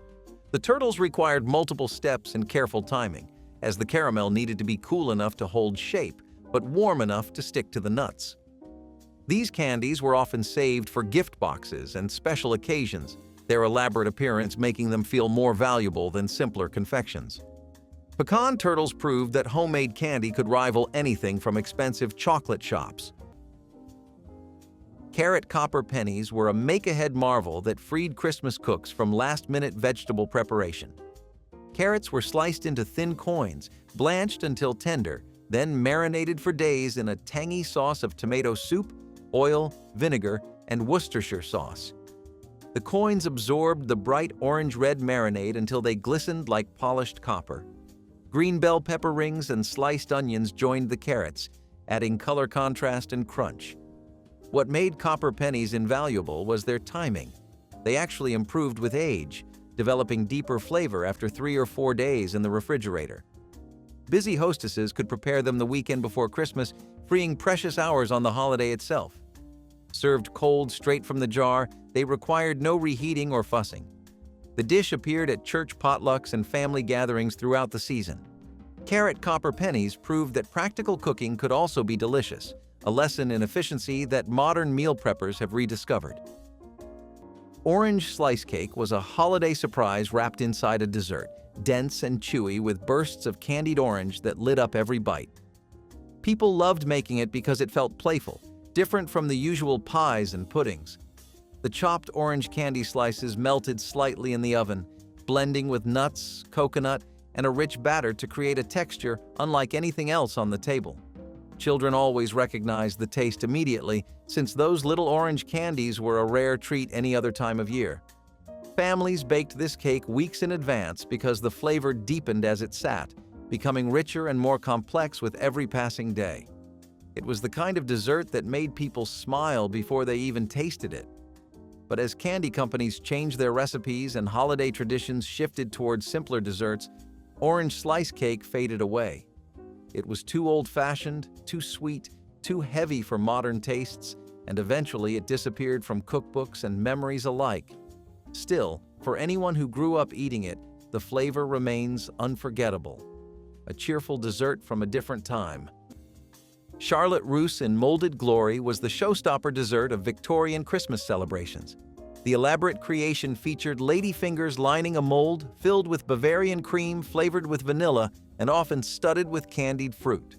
Once chilled and unmolded, the Charlotte revealed perfect cylindrical beauty, the ladyfingers creating a delicate shell around the creamy interior. Families reserved this for Christmas dinner when company was present and impressions mattered. The preparation required planning and skill. The ladyfingers needed precise trimming, the cream needed perfect texture, and the unmolding demanded steady hands. Some versions added whipped cream rosettes or crystallized violets for additional elegance. The dessert melted slowly at room temperature, encouraging prompt service and appreciative consumption. Charlotte Russe required the kind of leisure and domestic skill that modern households rarely possess. Its disappearance marks the loss of an era when holiday desserts were genuine achievements. Sweet potato custard was the quiet soul of Thanksgiving long before sweet potato pie stole the spotlight, a silky baked dish that tasted like home even in uncertain years. Families loved it because it was simple and comforting, made with sweet potatoes, milk, spices, and a steady hand. It came from an older style of cooking that relied on patience rather than tools. When it came from the oven, lightly set and fragrant, its sweetness came from the vegetable itself instead of handfuls of sugar. Adults swore it softened even the hardest winters, but as shortcuts and store-bought pies took over, the custard was pushed aside as too plain or old-fashioned. People forgot that its simplicity was exactly its charm. No crust, no excess, just a warm, velvety dessert that felt like a hug on a cold evening. Today it appears mostly in memories and fading recipe cards, but reviving it once is enough to understand why it mattered. Stuffed celery was the appetizer that kept hands busy and conversation flowing while holiday dinners finished cooking in crowded kitchens.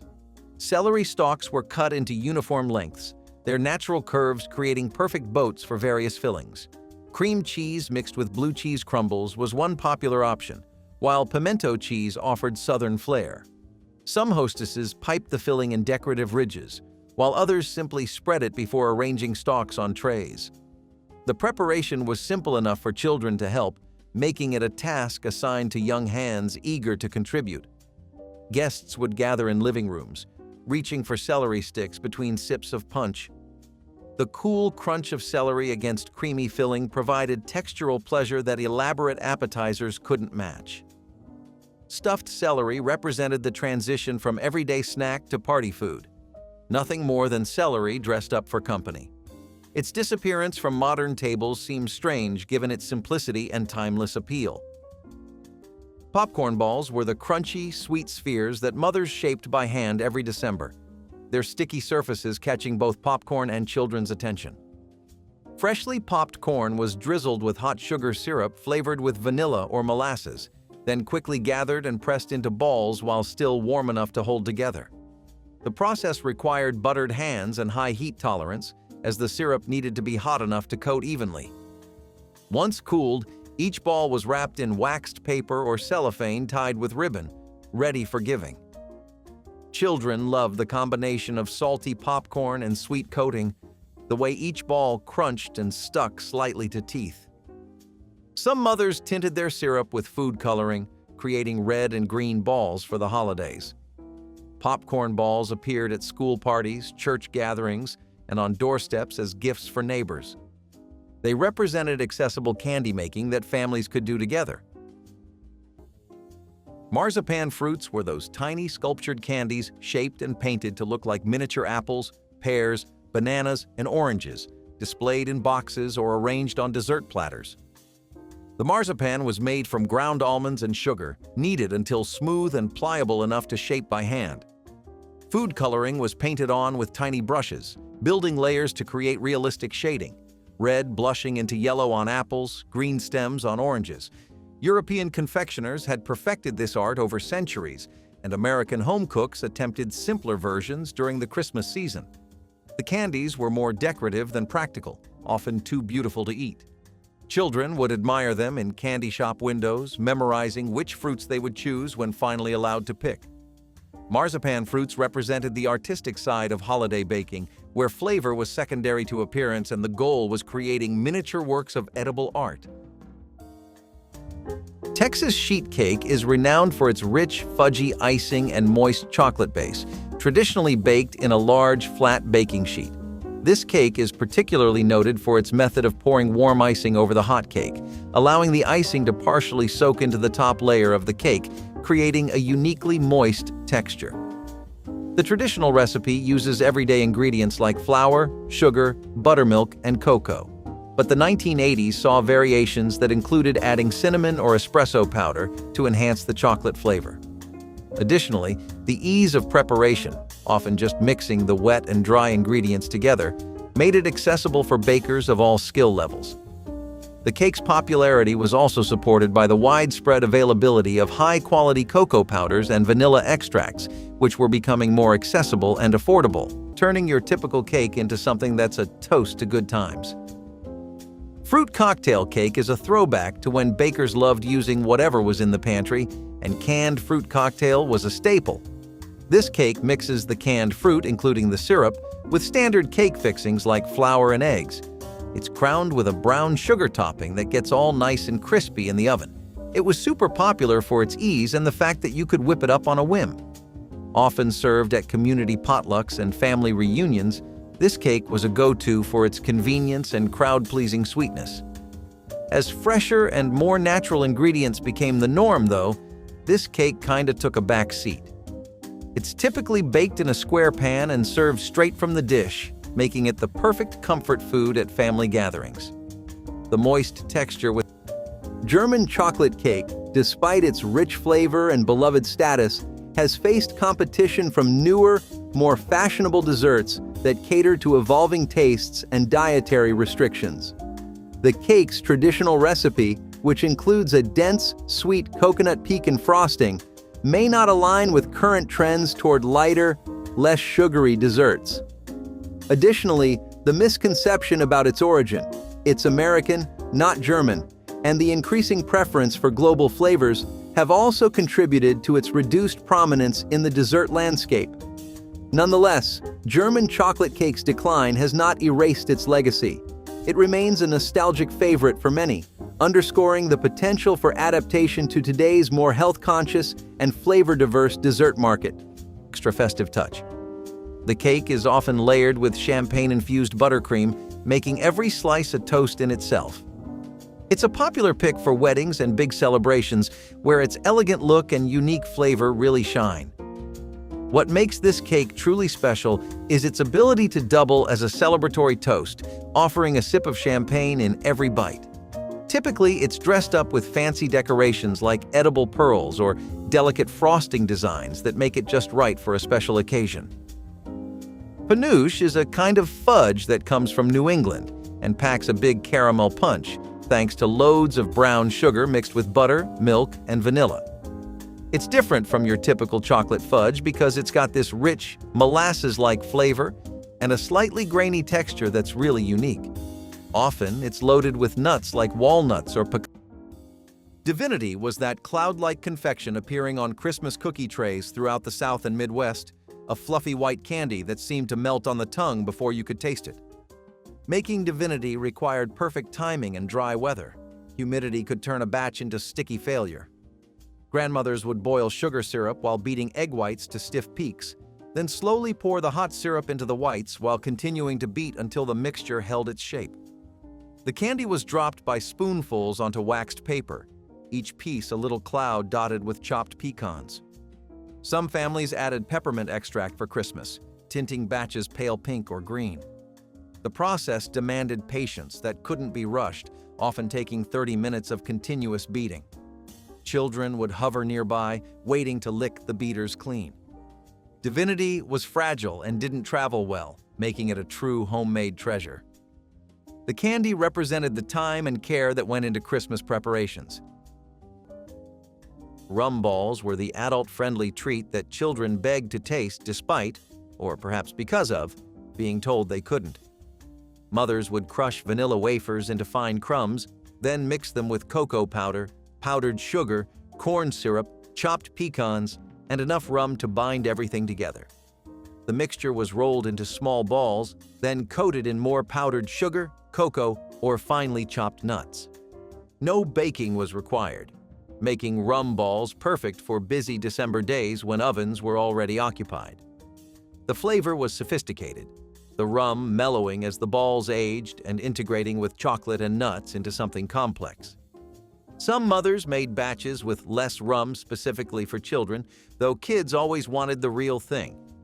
Stored in tins, rum balls improved over several days, the flavors deepening and the texture becoming more tender.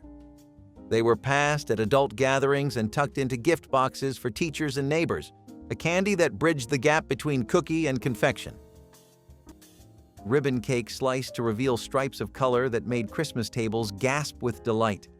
This architectural marvel featured alternating layers of white, pink, and chocolate cake, each thin enough to create dramatic visual effect when cut. The layers were baked separately, then stacked with thin spreads of frosting that held everything together without overwhelming the delicate cake. Families reserved ribbon cake for Christmas Day dinner when its reveal would receive the appreciation such effort deserved.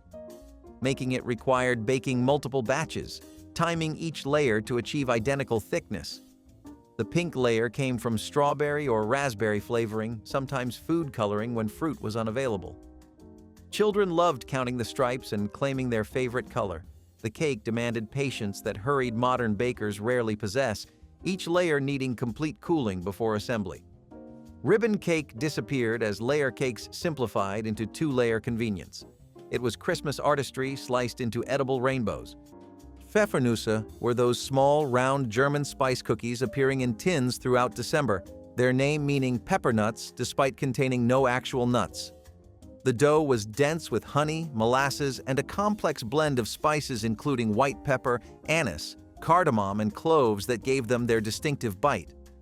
Baked until firm, the cookies were rolled in powdered sugar while still warm, creating a crackled coating that contrasted with the dark spiced interior. Unlike soft American cookies, Pfeffernüsse were meant to be hard. Almost too hard when fresh, they softened over days as the spices mellowed.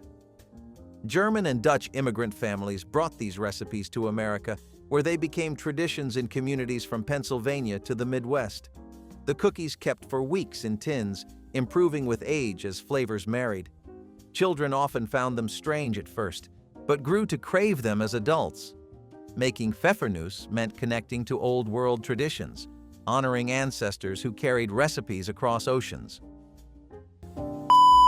Beneath the light and airy embrace of chiffon cake lies a tale of culinary rebellion, where vegetable oil daringly took the place of butter, forever changing the dessert landscape. Its popularity soared post-World War II as ingredients became more readily accessible and the American public craved new, lighter dessert options. However, as culinary trends shifted towards more decadent and visually striking desserts, chiffon cake began to fade from the spotlight. Its simplicity, once a virtue, made it less appealing in an era where complex flavors and elaborate presentation became paramount.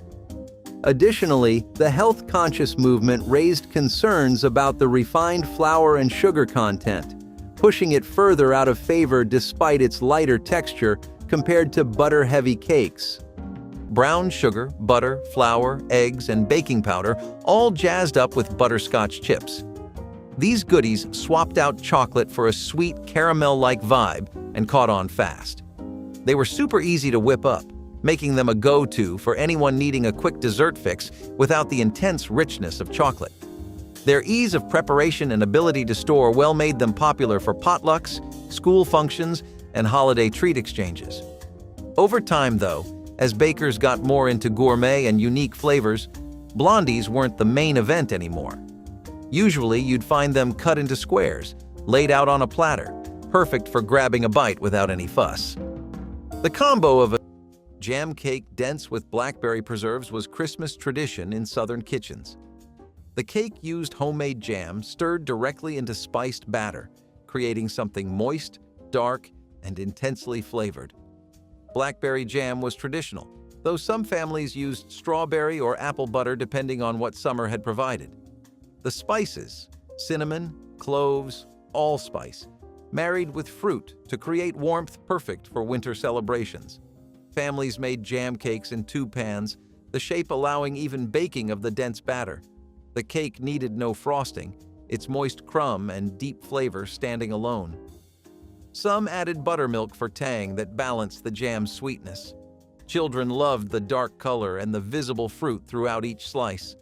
Jam cake kept for weeks, improving as flavors continued to meld.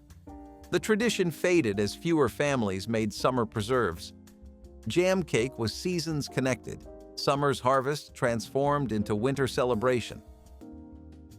Shoofly pie was a slice of Appalachian history wrapped in a layer of sticky molasses and crumb topping, a dessert born from frugality and resourcefulness.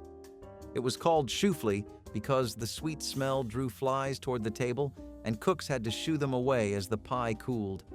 Families made it because molasses was cheaper and easier to store than sugar, making it the perfect holiday ingredient for households that had more hard work than money.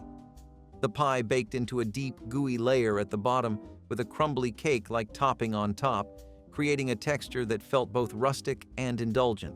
Children loved it because it was sweet enough to feel forbidden and adults enjoyed it because every bite tasted like the land they came from. Over time, as refined sugar became cheap and store-bought pies took over, souffle pie disappeared from most homes. It was too regional, too old-fashioned, too simple to compete with newer holiday desserts, but the people who remember it still talk about it with a quiet pride. It was a dessert that told a story, and every slice tasted a little like history. Sweet potato soufflé was the showstopper that made guests gasp when it emerged from the oven, puffed high and golden like an edible cloud. Unlike dense casseroles, the soufflé required whipping potatoes with eggs separated carefully, yolks beaten into warm puree, whites whipped stiff and folded in at the last moment.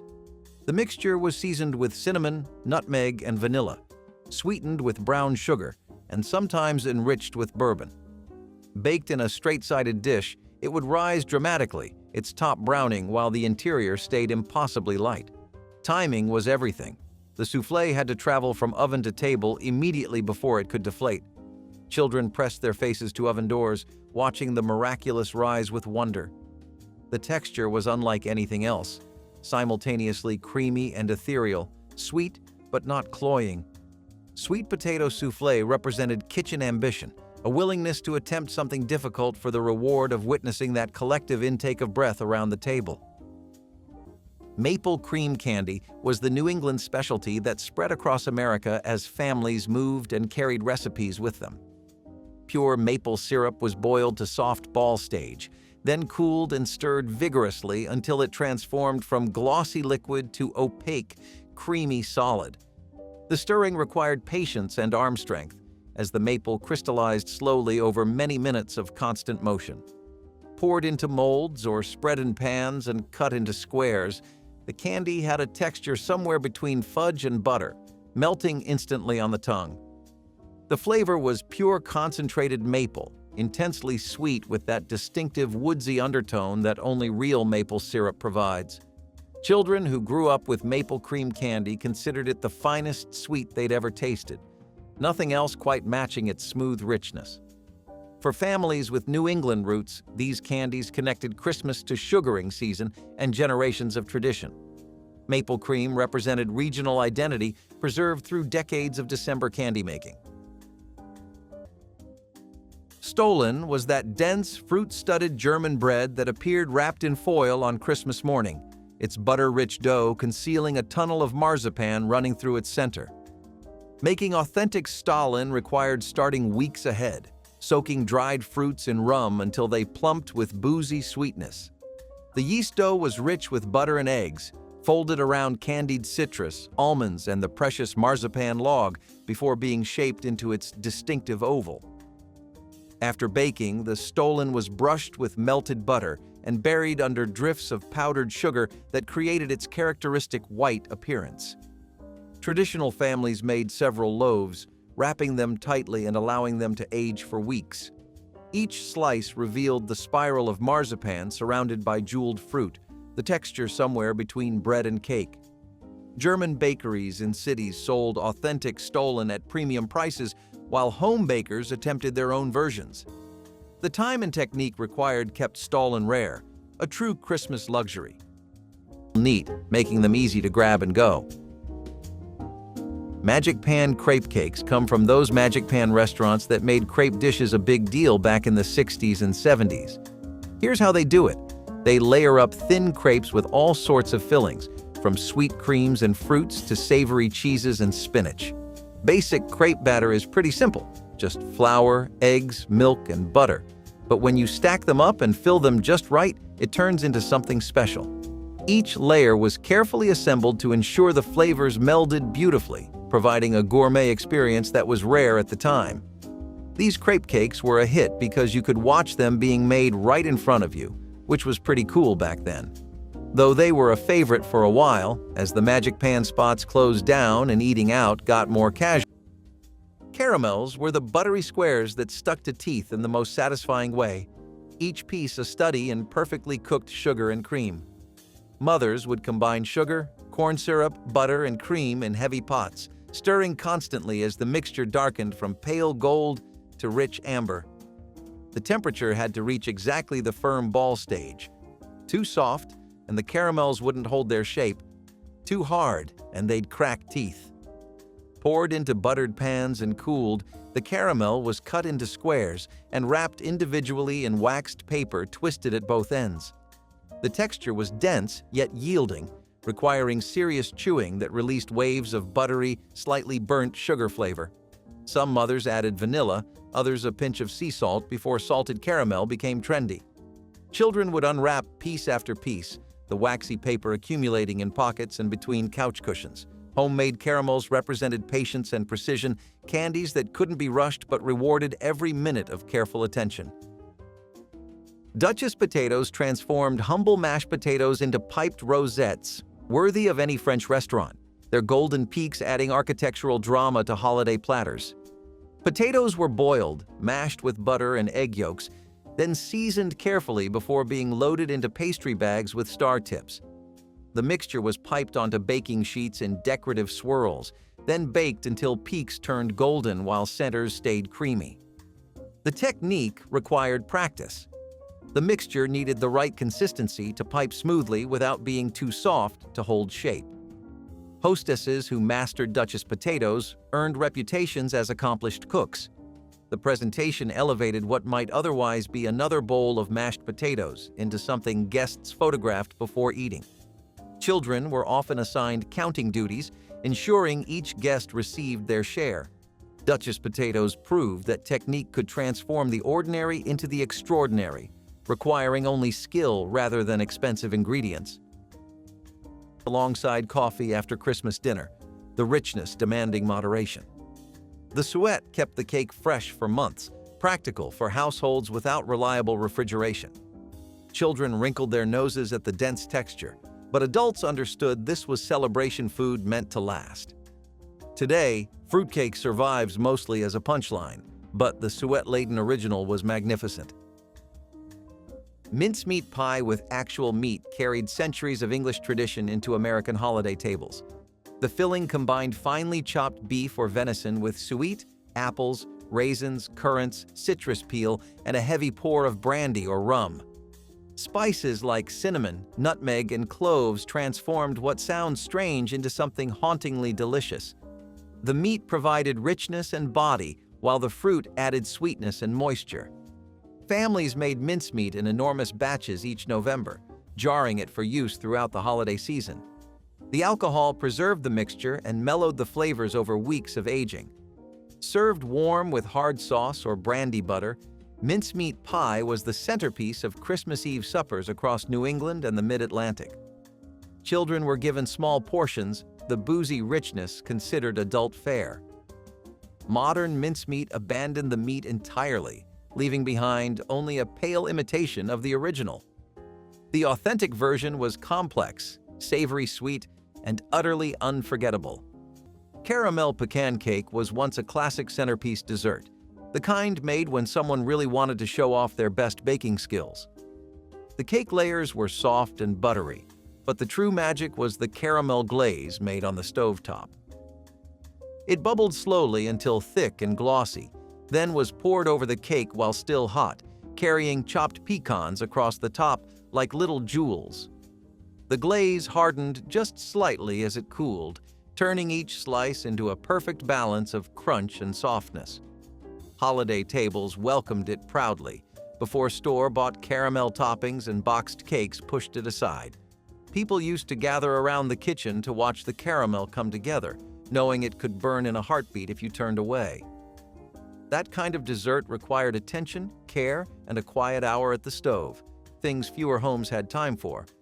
But those who remember it can still hear that soft caramel drip down the sides and feel the warmth of a cake made with genuine effort. Hickory nut cake showcased America's native harvest in Christmas desserts across Appalachia and the Midwest. These wild nuts, foraged in autumn and cracked by hand through long winter evenings, provided flavor that cultivated walnuts could not match. The taste was richer, more complex, with hints of maple and earth that spoke of forest floors and patient gathering. Families incorporated hickory nuts into butter cakes, their oil keeping the crumb moist for days. Children spent December evenings picking nut meats from shells, the tedious work transformed into family togetherness. The cakes were often frosted with brown sugar icing that complemented the nut's natural sweetness. Making hickory nut cake required access to wild trees and willingness to crack the notoriously hard shells. As families moved from rural areas and lost connection to foraging traditions, this cake became rare. Hickory nut cake was Christmas rooted in American soil. Almond bark clusters were the simple candy that turned holiday snacking into an event, combining roasted almonds with smooth white or dark chocolate. Mothers melted chocolate carefully, stirred in whole roasted almonds, then dropped spoonfuls onto waxed paper to set. The clusters were irregular and rustic, each one slightly different in size and shape, which was part of their charm. Children loved helping make these, the process simple enough for small hands yet resulting in impressive candy. The combination of crunchy nuts and smooth chocolate created textural contrast that made each bite interesting. Some mothers used white chocolate with dried cranberries for holiday color, others stuck with dark chocolate and sea salt. Almond bark clusters kept well in cool places, perfect for gift tins. This candy proved that sometimes the simplest recipes created the most beloved results. Kolache were those Czech pastries that appeared in bakeries and home kitchens during the Christmas season. Their soft, yeasted dough holding pools of fruit filling or sweetened farmer cheese. The dough was rich with butter and eggs, rolled into small rounds and pressed in the center to create wells for the filling. Traditional fillings included prune, poppy seed, apricot, and a sweetened cheese mixture that was almost like cheesecake. Czech immigrant communities in Texas and Nebraska made kolache for every holiday, but Christmas brought the most elaborate versions. The pastries were arranged on platters, their colorful fillings creating a mosaic effect that made tables look festive. Making kolache required patience. The dough needed proper rising, the fillings careful preparation. Each family had their signature recipes, guarded and passed down through generations. The pastries were meant for sharing, brought to church gatherings and neighborhood parties. The chocolate mayonnaise cake, a novel yet beloved dessert, makes ingenious use of mayonnaise to replace traditional fat components like butter or oil. This cake's recipe typically combines unsweetened cocoa powder, sugar, and flour with mayonnaise, which adds moisture and richness to the cake without imparting a mayonnaise flavor. First coming into prominence during World War II due to rationing, this cake remained popular into the 1980s for its moist texture and deep chocolate flavor. The preparation involves simple mixing techniques, with mayonnaise added to the wet ingredients before combining with the dry, creating a batter that is notably smooth and easy to work with. Moreover, food manufacturers began to market mayonnaise specifically for its use in cakes during this period, highlighting its ability to create exceptionally moist desserts. Bananas Foster, a flamboyant dessert known for its dramatic tableside preparation, has seen a decline due to the decrease in formal dining experiences and the rise of DIY dining trends. The spectacle of flambeing, while impressive, requires a level of skill and safety precautions that may deter home cooks. Additionally, the dessert's reliance on rich ingredients like butter, sugar, and rum contrasts with the growing preference for lighter, fruit-based desserts. The shift towards quick and easy recipes for home entertainment has also contributed to its reduced popularity. Nonetheless, Bananas Foster remains a beloved classic for special occasions, suggesting that with innovative adaptations, it could regain popularity among those seeking to recreate restaurant-quality experiences at home. Cons: adding a bit of crunch. This confection is a staple at many New England fall fairs, where its old-fashioned charm is a crowd pleaser among those who appreciate classic sweets. It's a favorite at fairs and candy shops, especially in the Northeast, where it's usually sold by the block. Making panouche is all about cooking the sugar mixture just right, then beating it till it's thick and pouring it to set. It's a down-home kind of candy that's sticky, sweet, and totally irresistible if you're into old-school sweets. Craving more throwback treats from the 1970s? If so, like this video, click subscribe, and stay tuned for more nostalgia trips. Coffee cakes have a rich history, with their origins in European baked goods that were transformed in the American culinary scene into a versatile cake enjoyed alongside coffee. In the 1980s, these cakes often featured a variety of ingredients such as cinnamon, nuts, and fruit fillings, with a crumbly streusel topping as a signature element. The batter typically includes flour, sugar, eggs, and sour cream or buttermilk, which contributes to its moist texture. The innovation of adding sour cream in the batter during the 1980s was particularly notable, as it helped keep the cake moist longer without needing artificial preservatives. Coffee cakes were frequently used as a testing ground for flavor combinations, incorporating ingredients like blueberries or apples, which were particularly abundant in the US during this decade due to agricultural advancements. Crêpe Suzette, featuring thin pancakes and a showy orange sauce, added a touch of French elegance to the table, impressing with its dramatic flambé performance. However, its decline in popularity can be attributed to the modern diner's preference for quicker, less intricate desserts. The preparation of crêpe Suzette, particularly the flambé technique, while theatrical, may seem intimidating to the home cook and overly elaborate for casual dining. Additionally, the shift towards lighter, health-conscious dessert options has overshadowed richer, buttery desserts. Despite this, crêpe Suzette holds potential for resurgence with adaptations that simplify the recipe without compromising its essence, catering to the contemporary interest in both gourmet home cooking and healthier, refined sweets. Coconut bonbons were those snow-white confections appearing in Christmas candy assortments, their creamy centers encased in shredded coconut that made them look like tiny snowballs. The centers were made from sweetened condensed milk mixed with powdered sugar and butter, flavored with vanilla or almond extract, then chilled until firm enough to shape. Each ball was rolled in flaked coconut, sometimes toasted for extra flavor, creating textural contrast between smooth interior and chewy exterior. Some families dipped bonbons in chocolate before the coconut coating, creating striped interiors when sliced.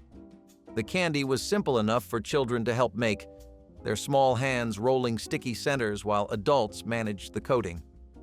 Coconut bonbons kept well in refrigerators, making them ideal when candy dishes needed constant refilling. The flavor was pure, sweet comfort. Nothing sophisticated, just honest pleasure of coconut and cream. They've been replaced by commercial coconut candies that lack homemade tenderness. Peanut butter fudge was the creamy cousin to chocolate that children with nut cravings begged for every December. Mothers combined sugar, milk, and butter, cooking the mixture to softball stage before removing from heat and beating in generous scoops of peanut butter. The result was smoother than chocolate fudge, with a melt-in-your-mouth quality that made it dangerously easy to eat too much. Poured into buttered pans and cut into squares, the fudge had a pale tan color that looked almost like caramel but tasted purely of roasted peanuts. Some mothers swirled chocolate through the top, creating marbled patterns that made each piece unique. Children who preferred peanut butter to chocolate considered this their special candy, the one made just for them. The texture was softer than its chocolate counterpart, practically dissolving on the tongue without requiring much chewing. Peanut butter fudge represented the variations mothers created to ensure every child had a favorite on the Christmas candy plate. Watergate salad appeared on holiday tables throughout the 1970s, its pale green color and mysterious origins making it a conversation piece at every gathering. Named after the scandal, though no one knew why, this dish combined instant pistachio pudding with crushed pineapple, miniature marshmallows, chopped pecans, and whipped topping folded into fluffy sweetness. Preparation took minutes, making it a favorite of busy hostesses needing impressive results without labor. The pistachio pudding gave it that distinctive mint green hue that looked festive against red tablecloths. Children adored its candy-like sweetness and surprise of crunchy nuts amid the creamy base.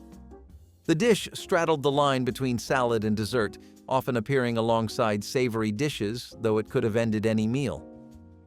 Watergate salad represented the era's embrace of convenience products transformed into something special. Today, it survives mainly in church cookbooks and memories of those who grew up spooning seconds onto full plates. Prune cake was one of those desserts people loved long before they ever admitted it. a moist, spiced treat that showed up on countless holiday tables thanks to its deep flavor and long shelf life. Grandmothers especially swore by it, calling it their secret weapon because it never dried out and always tasted better the next day.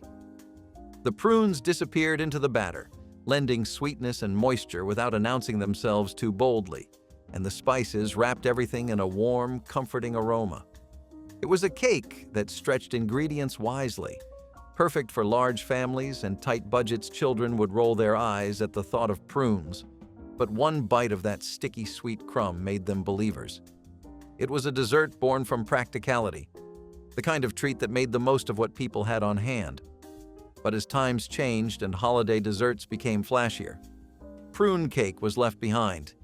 It did not look glamorous, it did not have fancy toppings, and it did not fit the modern obsession with picture-perfect food. So it vanished, even though anyone who ever loved it can still taste it in their memory, a quiet classic forgotten but never truly gone. Scripture cake required bakers to search their Bibles before measuring ingredients. Each component was identified only by scriptural reference: Judges for honey, Leviticus for salt, Kings for spices, making the recipe both dessert and devotional exercise. The resulting cake was rich with fruit, nuts, and spices, similar to fruit cake but lighter in texture.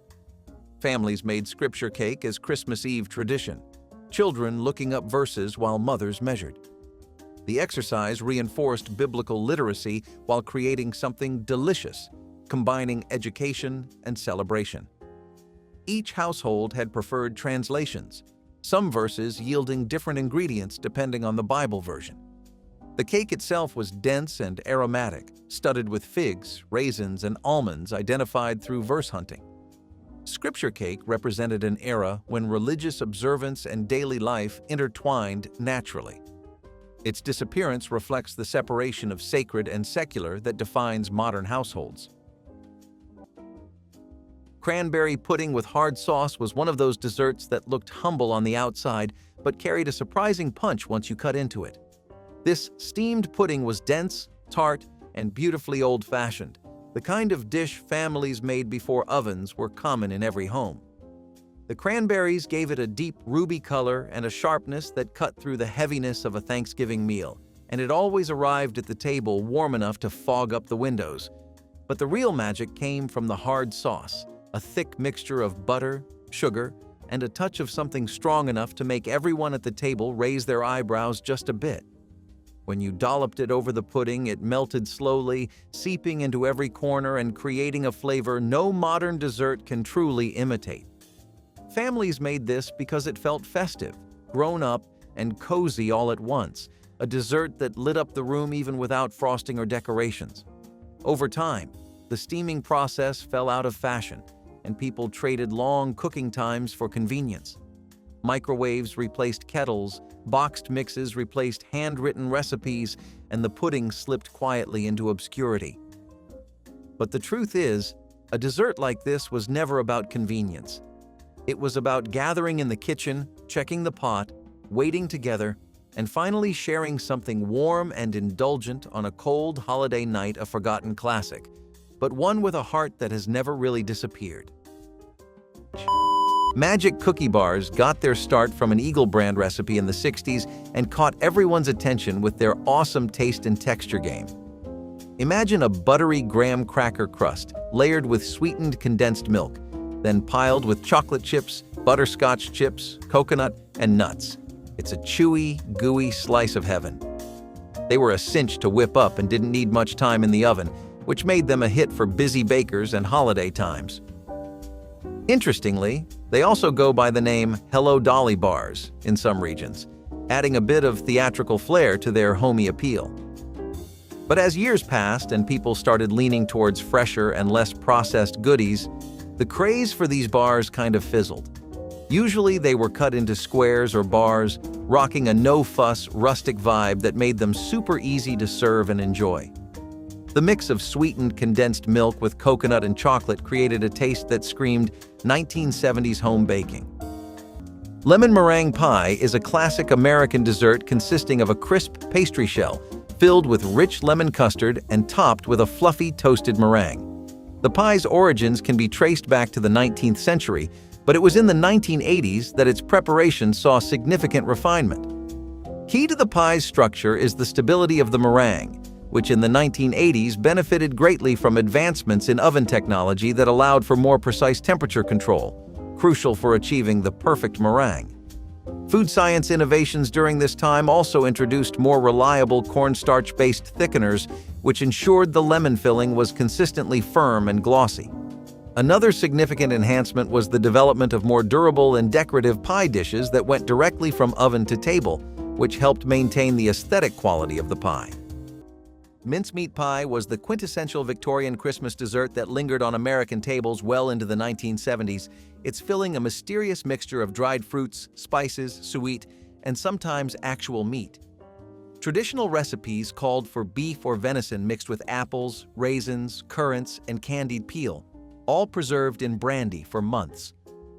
The preparation began in autumn, allowing flavors to marry before the holidays. Grandmothers packed the mixture into crocks, topping up with more brandy as weeks passed. The filling was spooned into pastry shells and baked until the crust turned golden and filling bubbled through decorative slits. Each slice revealed dark, jeweled fruit suspended in rich, boozy syrup. Children often rejected mincemeat pie as too strange, while adults savored its complex flavors that spoke of centuries-old traditions. By the 1980s, most families had abandoned the authentic version for jarred substitutes, losing the depth that only months of aging could provide. Viennetta, with its elegant layers, once defined the pinnacle of frozen desserts, offering a sophisticated alternative to the everyday ice cream treat. The introduction of an array of gourmet frozen desserts and artisanal ice cream options overshadowed Viennetta's once unique appeal. Additionally, changes in consumer preferences towards customizable and varied dessert options made Viennetta, which offers limited flavors and variations, less attractive. Its decline also reflects broader shifts in the dessert market, where consumers increasingly seek out desserts that offer both visual appeal and a complex array of flavors, something Viennetta's simple elegance no longer fulfilled for many. Flour and eggs, and sometimes jazzed up with lemon or vanilla. Depending on where you're at, they might toss in some dried fruits or nuts. In the southern US, they're more like soft, sweet cookies and aren't fancy at all. They became a staple because they're easy to make and just the thing for munching during a tea break or as a light dessert. Interestingly, variations of tea cakes can be found globally, with each region adding its local twist to the basic recipe. Normally, they're baked up small and round and dusted with a bit of powdered sugar. They're all about being understated but delicious, perfect for those moments when you want something sweet without making a big deal about it. Hawaiian Delight is all about those tropical vibes. Pflaumenkuchen was that German plum cake that appeared during the Christmas season. Its buttery base covered with halved plums arranged in neat rows and dusted with cinnamon sugar. The cake was simple but required good technique. A tender yeasted dough pressed into a pan, then covered with ripe purple plums cut side up so their juices soaked into the cake as it baked. The edges of the plums caramelized while the centers stayed soft, creating contrast in every bite. German immigrant families made this cake for Sunday coffee hour during the holidays, serving thick slices with whipped cream. The recipe traveled from Bavaria and Saxony to American communities in Wisconsin, Texas, and Pennsylvania. By December, fresh plums were gone, so families used preserved or canned fruit, though purists insisted the cake was best in late summer. Pflaumenkuchen represented the practical German approach to baking, simple ingredients combined with care to create something memorable. Panoche was the brown sugar fudge that Northeastern families considered essential to Christmas, its maple-like flavor distinguishing it from ordinary chocolate versions. Mothers cooked brown sugar, cream, and butter to soft ball stage, then beat in vanilla and sometimes chopped walnuts until the mixture turned creamy and thick. The brown sugar gave panoche a distinctive caramel undertone that was richer and more complex than white sugar could provide. Poured into pans and cut into squares, the fudge had a lighter color than chocolate but an equally satisfying texture. Children who grew up with panoche often preferred it to chocolate fudge, finding its flavor more interesting and less intense. The candy was particularly popular in areas where maple production made brown sugar flavors familiar and beloved. Panoche recipes were often closely guarded, with each family claiming their version was best. This fudge represented regional candy traditions that mothers preserved through generations of December kitchen work. Orange fluff was the cloud-like confection that children circled back to throughout holiday meals, its sherbet orange color standing out among earth-toned dishes. Orange gelatin was dissolved and mixed with cottage cheese, whipped topping, mandarin orange segments, and miniature marshmallows until impossibly light and airy. The cottage cheese provided protein and subtle tang that balanced sweetness, while marshmallows added pockets of chewy texture. Chilled until set, but still soft, orange fluff was served in glass bowls where its sunset color glowed invitingly. Some versions added crushed pineapple or chopped pecans, but purists kept the base simple. The dish required no cooking and could be assembled days ahead, perfect for busy holiday schedules. Children often asked for orange fluff specifically, knowing it would appear at Thanksgiving and Christmas without fail. Orange fluff represented the era's love of convenience desserts dressed up as salads, occupying that sweet spot between side dish and treat. Boiled custard served warm in cups was Christmas Eve tradition in Southern households, a drinkable dessert that bridged the gap between eggnog and pudding. Rich with eggs, milk, sugar, and vanilla, the custard was cooked slowly over gentle heat until it thickened enough to coat a spoon.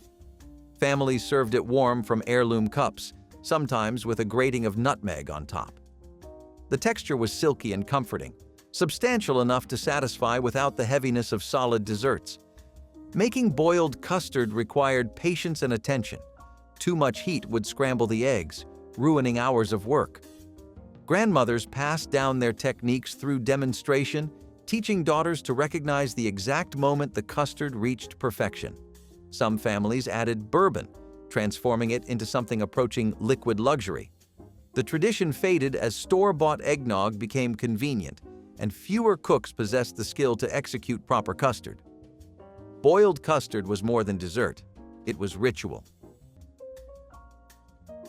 Meringue-topped banana pudding was the special occasion version of a Southern staple, saved for holidays when families wanted something a little grander. The pudding itself was the familiar mixture of bananas, vanilla wafers, and creamy custard, but the meringue transformed it. Beaten until glossy and piled high, it baked into delicate peaks that turned golden under the oven's heat. When brought to the table, it looked almost too pretty to touch, a cloud of sweetness covering a dessert everyone already loved. For decades, this version appeared at Thanksgiving gatherings, offering a soft and comforting sweetness after heavy meals. But as whipped topping replaced homemade meringue and instant pudding became the norm, this beautiful holiday version slipped away. It required patience, a steady hand, and the confidence not to over-whip the egg whites, skills many home cooks stopped practicing. Still, for those who grew up with it, one look at those browned peaks can bring back a whole lifetime of holidays. Glorified rice transformed leftover grain into a festive dessert salad that children begged for and adults secretly loved just as much. Cold-cooked rice was folded with crushed pineapple, miniature marshmallows, maraschino cherries, and whipped cream until it became unrecognizable from its humble origins. Some versions added chopped nuts or coconut for texture, while others kept the base simple. The dish needed thorough chilling, allowing flavors to meld and rice to soften in the creamy mixture. Served in crystal bowls, glorified rice looked almost bridal, pale and dotted with bright cherry red. The sweetness made it controversial as a side dish, yet families insisted it belonged alongside turkey and gravy. This was thrift elevated to celebration, using rice that might otherwise go to waste. Mothers passed down specific ratios, each family believing their version superior. Glorified rice represented an era when creativity with basics was celebrated, when making something from nothing was its own form of kitchen magic. Buckeyes were the peanut butter balls dipped in chocolate to resemble Ohio's state nut, with their signature spot of tan peeking through dark coating. Mothers mixed peanut butter with butter, powdered sugar, and sometimes crispy rice cereal until the mixture was firm enough to roll. Each ball was chilled, then skewered with a toothpick and dipped into melted chocolate, leaving the top exposed. The two-tone appearance made Buckeyes instantly recognizable, their name honoring the Buckeye tree whose nuts they resembled. Children loved the combination of smooth peanut butter filling and crisp chocolate shell, often eating them in 2 bites to appreciate each texture separately. The candies were particularly beloved in Midwestern families, where Buckeye trees grew and state pride ran strong. Making Buckeyes became a family assembly line, with children rolling balls while mothers handled the hot chocolate. These candies proved that regional traditions could spread nationwide when the flavor was this good. Snowball cookies were those tender, crumbly confections rolled in powdered sugar until they looked like tiny snowdrifts, their buttery interiors hiding chopped pecans or walnuts. Known by many names, Russian tea cakes, Mexican wedding cookies, butterballs, they appeared on every Christmas cookie tray. The dough was simple: butter, powdered sugar, flour, and nuts, mixed until combined and shaped into small balls.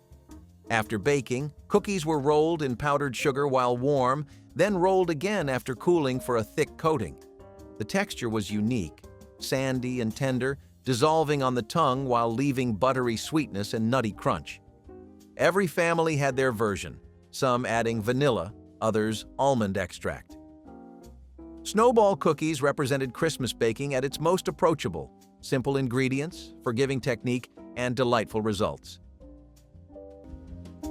Ambrosia salad, once a staple of festive gatherings, has seen its popularity wane due to its heavy reliance on canned fruits and marshmallows, clashing with modern dietary preferences that favor fresh, unprocessed ingredients. The advent of more sophisticated desserts and salads, which offer complex flavors and textures without excessive sweetness, also contributed to its decline. Additionally, the visual appeal of ambrosia salad, with its mix of colorful fruits and marshmallows, no longer captivates in an era where aesthetics in food are increasingly valued but demand a more refined presentation.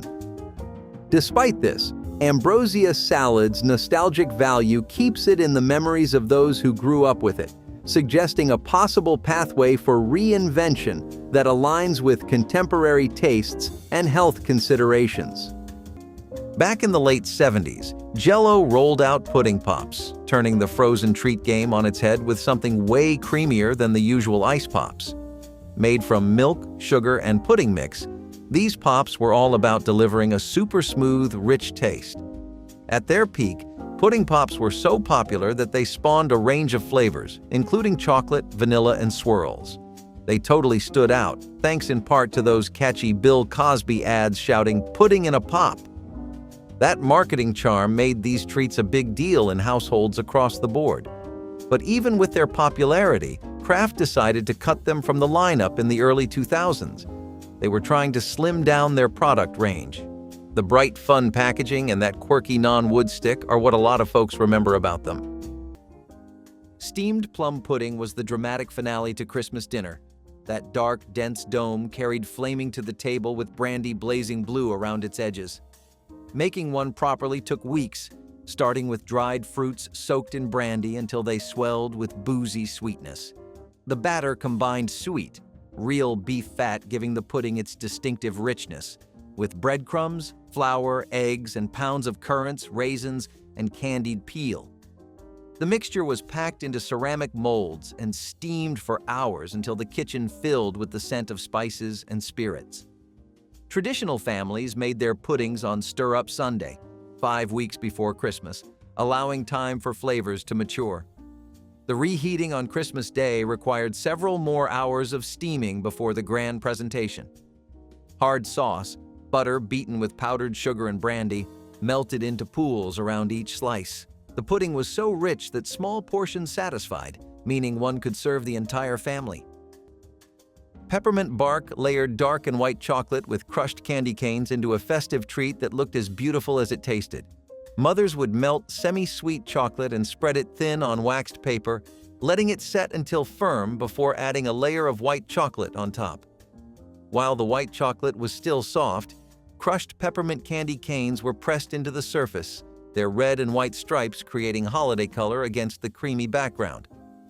Once fully hardened, the bark was broken into irregular shards that showed off the distinct layers. Each bite delivered the snap of tempered chocolate followed by cool peppermint that lingered on the tongue. Children loved the contrast of textures and flavors, the way the candy cane pieces crunched against smooth chocolate. Making bark required patience for proper tempering, but rewarded cooks with a candy that looked professional and tasted even better. It became a staple of cookie exchanges and holiday gift boxes, a treat that said Christmas without any words needed. Creamed pearl onions were a labor of love that few modern cooks would undertake, requiring patience to peel dozens of tiny onions before drowning them in velvety white sauce. Cooks blanched the pearl onions briefly, then slipped off papery skins one by one, a task often assigned to older children as their holiday contribution. The peeled onions were simmered in milk until tender, then folded into rich bechamel sauce seasoned with nutmeg and white pepper. The finished dish was creamy and mild, the sweetness of cooked onions mellowing into something almost buttery. Served in china bowls alongside the roast, creamed pearl onions added elegance to tables where everyday meals were simpler. Some families topped theirs with breadcrumbs and broiled them golden, adding textural contrast to the silky interior. The dish spoke of abundance and effort, qualities that defined holiday entertaining in an era when convenience foods were beginning to dominate. Today, the ritual of peeling has disappeared, along with the dish itself. Apple dumplings were once the grand finale of Thanksgiving, a dessert that made people gasp when it landed on the table. Whole apples were peeled, filled with cinnamon sugar and butter, wrapped in pastry, and baked until the crust glistened with syrup and the apples softened into tender perfection. When you cut into one, steam rose in fragrant clouds, carrying the smell of spice across the room. These dumplings felt like a celebration of the harvest itself, each one a reminder of the orchards and autumn days that shaped the season. But they required time: peeling, stuffing, wrapping, tending to the syrup. Modern holidays moved faster, and pies became easier to assemble and serve. Slowly, apple dumplings lost their place, remembered only by families who still valued slow cooking and dramatic desserts. Yet even today, one bite of a warm dumpling is enough to understand why they once stole the entire show. A dessert meant to be savored. Blancmange molded in copper forms graced Victorian Christmas tables with its pristine beauty. This milk pudding, thickened with cornstarch or Irish moss and flavored with almond extract, emerged from molds in elaborate shapes that showcased the cook's artistry. The texture was silky smooth, trembling gently when carried to the table on silver platters. Families served it with fruit sauces, raspberry, strawberry, or preserved cherries, that provided color contrast and flavor counterpoint. Making proper blancmange required attention to temperature and timing, the mixture needing precise cooking to set without becoming rubbery. Some cooks added ground almonds for authenticity. Others relied on extract alone for convenience. Children loved its mild sweetness and wobbly presentation, while adults appreciated its refined simplicity. The copper molds themselves were prized possessions, passed through generations and displayed in kitchen hutches. Blancmange faded as instant puddings promised convenience, sacrificing elegance for speed. Bread stuffing balls were individual portions of holiday stuffing shaped and baked until crispy outside and tender within, eliminating serving challenges of casserole-style dressing. The stuffing mixture, cubed bread, celery, onions, sage, and broth, was formed into golf ball-sized spheres and arranged on baking sheets.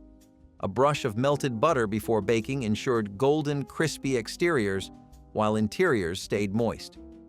Each guest received their own perfect portion. No fighting over corner pieces or soggy centers. Children especially loved the novelty of stuffing they could pick up, and adults appreciated increased ratio of crispy surface to soft interior. Some cooks added sausage or chestnuts, creating richer balls. The individual portions made serving easier, no digging through casserole dishes while juggling plates. Bread stuffing balls represented creative problem-solving in holiday kitchens, taking a traditional dish and reimagining its presentation for practical and delicious results. English toffee was the shatteringly crisp candy that coated kitchens in butter-scented clouds every time mothers made a batch. Sugar and butter were cooked together until deeply caramelized, then poured thin onto baking sheets and topped with melted chocolate and crushed almonds while still warm. The toffee had to reach exactly the right temperature. Too low and it stayed chewy, too high and it turned bitter. Once cooled, it was broken into irregular shards that ranged from paper-thin edges to thick, nutty centers. The texture was what made English toffee special, shattering between teeth before melting into buttery sweetness on the tongue.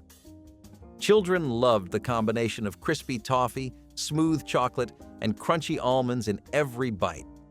These candies were often packaged in decorative tins for gift-giving, their homemade quality impressing recipients who knew how difficult proper toffee could be. English toffee represented the pinnacle of sugar cooking skill in many Christmas candy traditions. Fruitcake cookies were the approachable version of traditional fruitcake, offering the same jeweled fruits and nuts in a format even skeptics could appreciate. The dough was rich with butter and brown sugar, studded with candied cherries, pineapple, citron, and generous handfuls of pecans or walnuts. Unlike dense loaves requiring weeks of aging, these cookies baked quickly and could be eaten fresh. The cookies were drop-style, their rustic shapes showing off colorful fruits within. They kept well in tins, perfect for gift-giving. Some recipes included bourbon for depth, while others relied on vanilla and spices. Fruitcake cookies appeared when traditional fruitcake fell from favor, offering a compromise that preserved beloved flavors while abandoning the format. They proved that the best traditions adapt. The Watergate cake popping up in the 70s was all about riding the wave of the famous scandal it's named after. This pistachio-flavored cake, made with pistachio pudding mix, sports a funky green color and a nutty taste, lightened up with some club soda. It's usually decked out with a frosting that's also got pudding in it and sprinkled with pecans, making for a pretty unique look and texture. The whole novelty of its theme and the connection to a wild moment in politics helped make it a hit. But as people started digging more natural and less artificially flavored sweets, its star faded. Watergate cake was typically a sheet cake, super easy to slice up for casual gatherings. Buttermints were those smooth, creamy candies that melted on the tongue, their pastel colors filling cut glass dishes at every holiday gathering. The recipe combined butter, powdered sugar, and peppermint extract into a dough shaped into small pillows or pressed into molds. Professional versions used fondant, but home cooks adapted with cream cheese for easier handling. The candies needed to set overnight, their texture firming while remaining tender enough to dissolve slowly. Buttermints were considered refined candy, appropriate for wedding receptions and church teas as well as Christmas parties. They kept well in tins for holiday gift-giving. The pastel colors could match any decorating scheme, and creative cooks shaped them into trees, bells, or wreaths. Buttermints represented a gentler era when elegance mattered as much as sweetness. A chewy middle with a bit of crunch around the edges really made these stand out. Snowball cakes are all about that winter vibe, with their fluffy marshmallow filling and a coating of shredded coconut that looks just like snow. Inside, there's a chocolate sponge cake that keeps everything rich and interesting. These treats got their name from their cool, snowball-like appearance, making them a hit during the holiday season.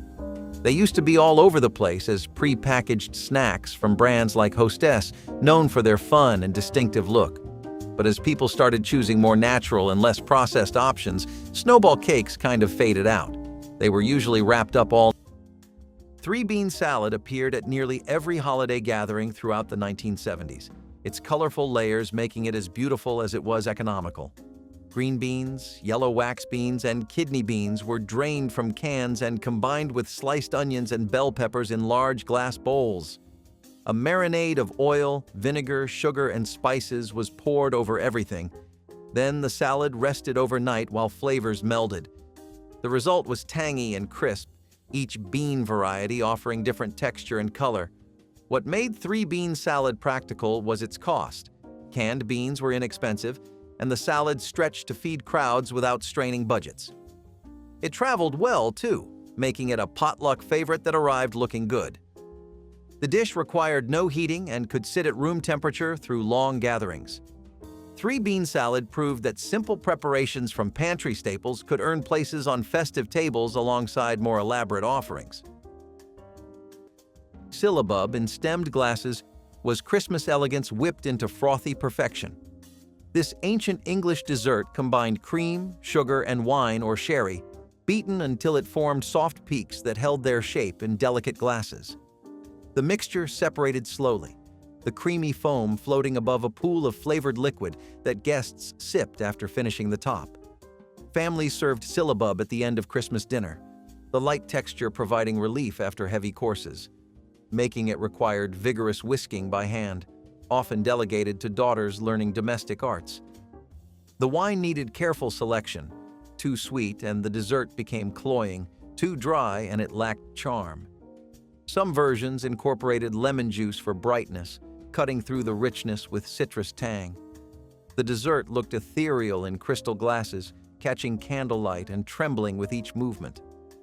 Syllabub disappeared as electric mixers made whipped cream commonplace and the patience for hand whisking vanished. It was celebration in a glass.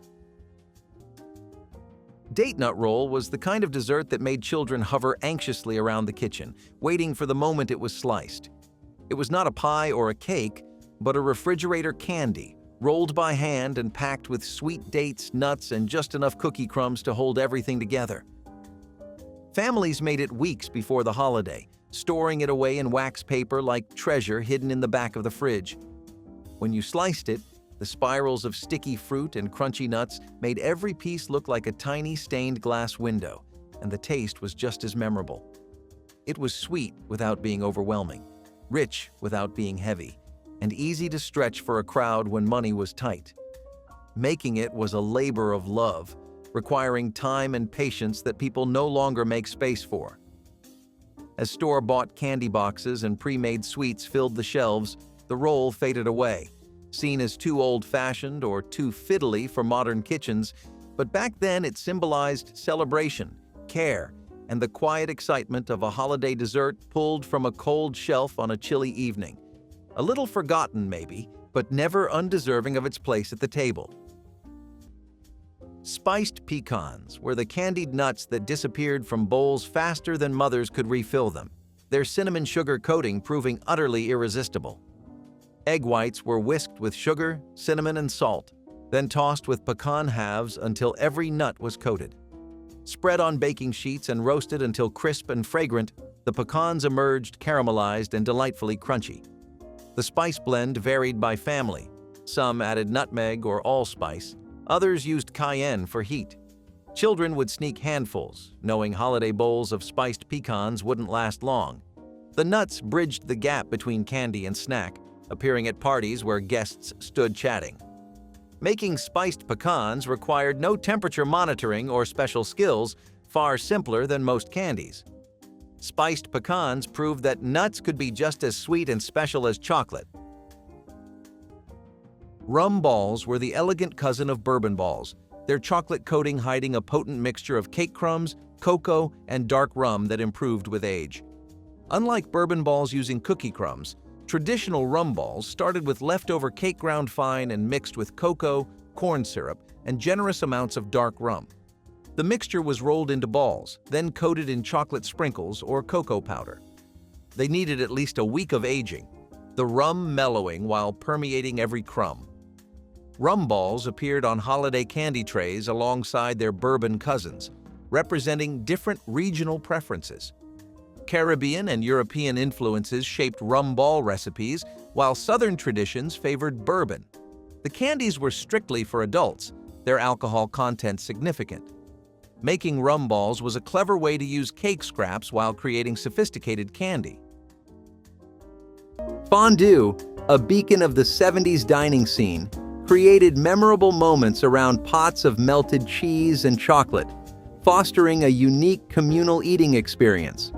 Its decline in popularity can be traced back to the end of the fondue party trend, as people sought quicker, less interactive dining experiences due to changing lifestyles. The rise of fast food and ready-to-eat meals emphasized convenience over the communal, leisurely dining experiences fondue provided. Additionally, the health concerns associated with the high-calorie content of cheese and chocolate fondues contributed to its waning popularity, as dietary trends shifted towards lower fat and lower sugar options. Despite this, fondue retains a nostalgic charm and has potential for resurgence with healthier ingredients and innovative dining concepts. That sweet, crunchy top makes it a simple pleasure, just a real cozy, old-school dessert. Wacky cake is also known as depression cake because it came about when stuff like eggs and milk were hard to come by. It's vegan by accident, using vinegar and baking soda to make it rise instead of eggs. This cake is all about being deliciously simple and affordable, mixing everything right in the baking pan, which means less mess too. Although it was a big deal back when fancy ingredients were scarce, it's not the showstopper it once was with all the fancy desserts out there now. Still, it remains a popular choice in vegan and anise cookies were those licorice-scented treats that divided holiday gatherings into lovers and haters. Their distinctive flavor and acquired taste that generations of European-American families cherished. The dough was simple: butter, sugar, eggs, flour, but the anise seeds or extract transformed it into something polarizing and memorable.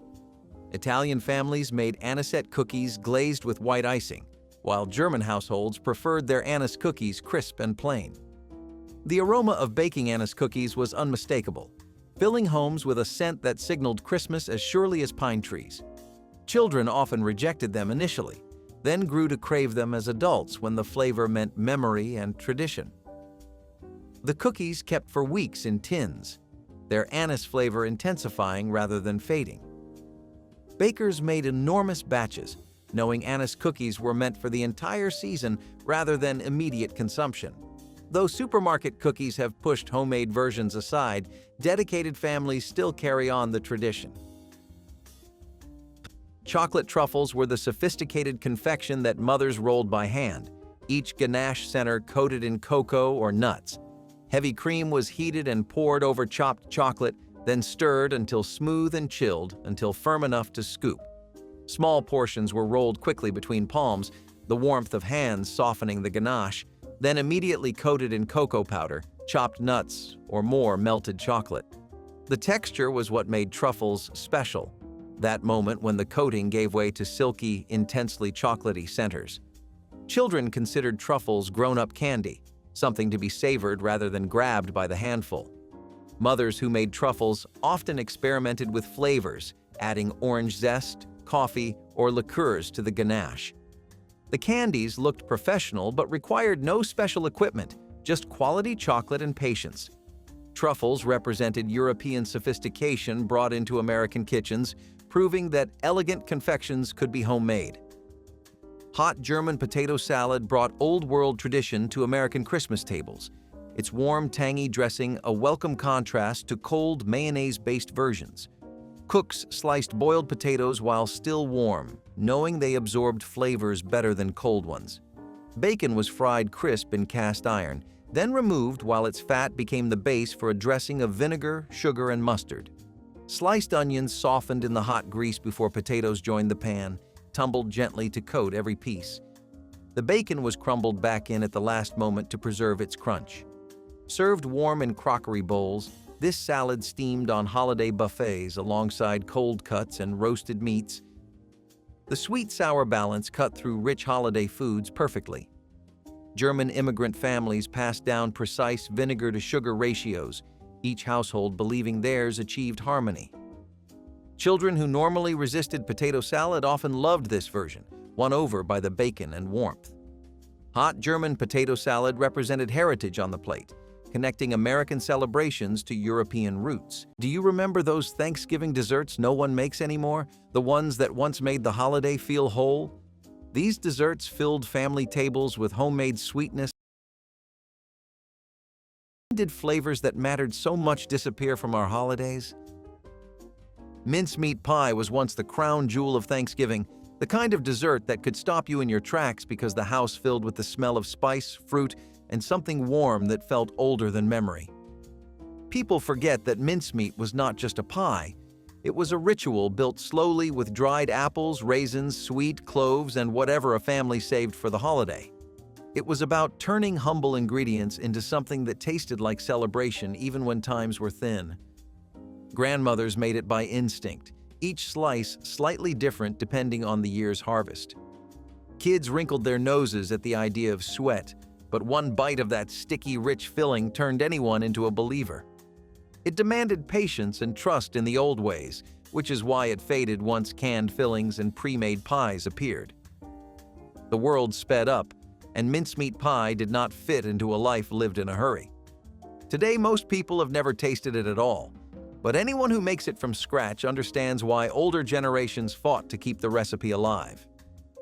Dense, spiced, comforting, and bold, it held on to tradition even as the world changed. Tipsy Parson wobbled onto Christmas tables carrying centuries of English tradition and considerable amounts of sherry.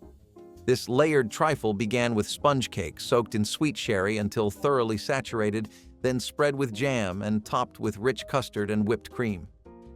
The alcohol permeated everything, making each spoonful warming and slightly intoxicating.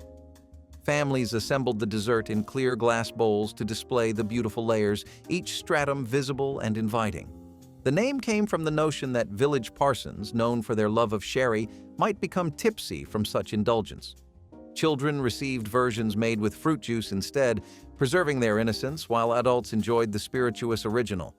Making Tipsy Parson required nothing more than patience and good ingredients, yet the result rivaled elaborate French desserts. The tradition faded as trifles simplified and alcohol content became controversial.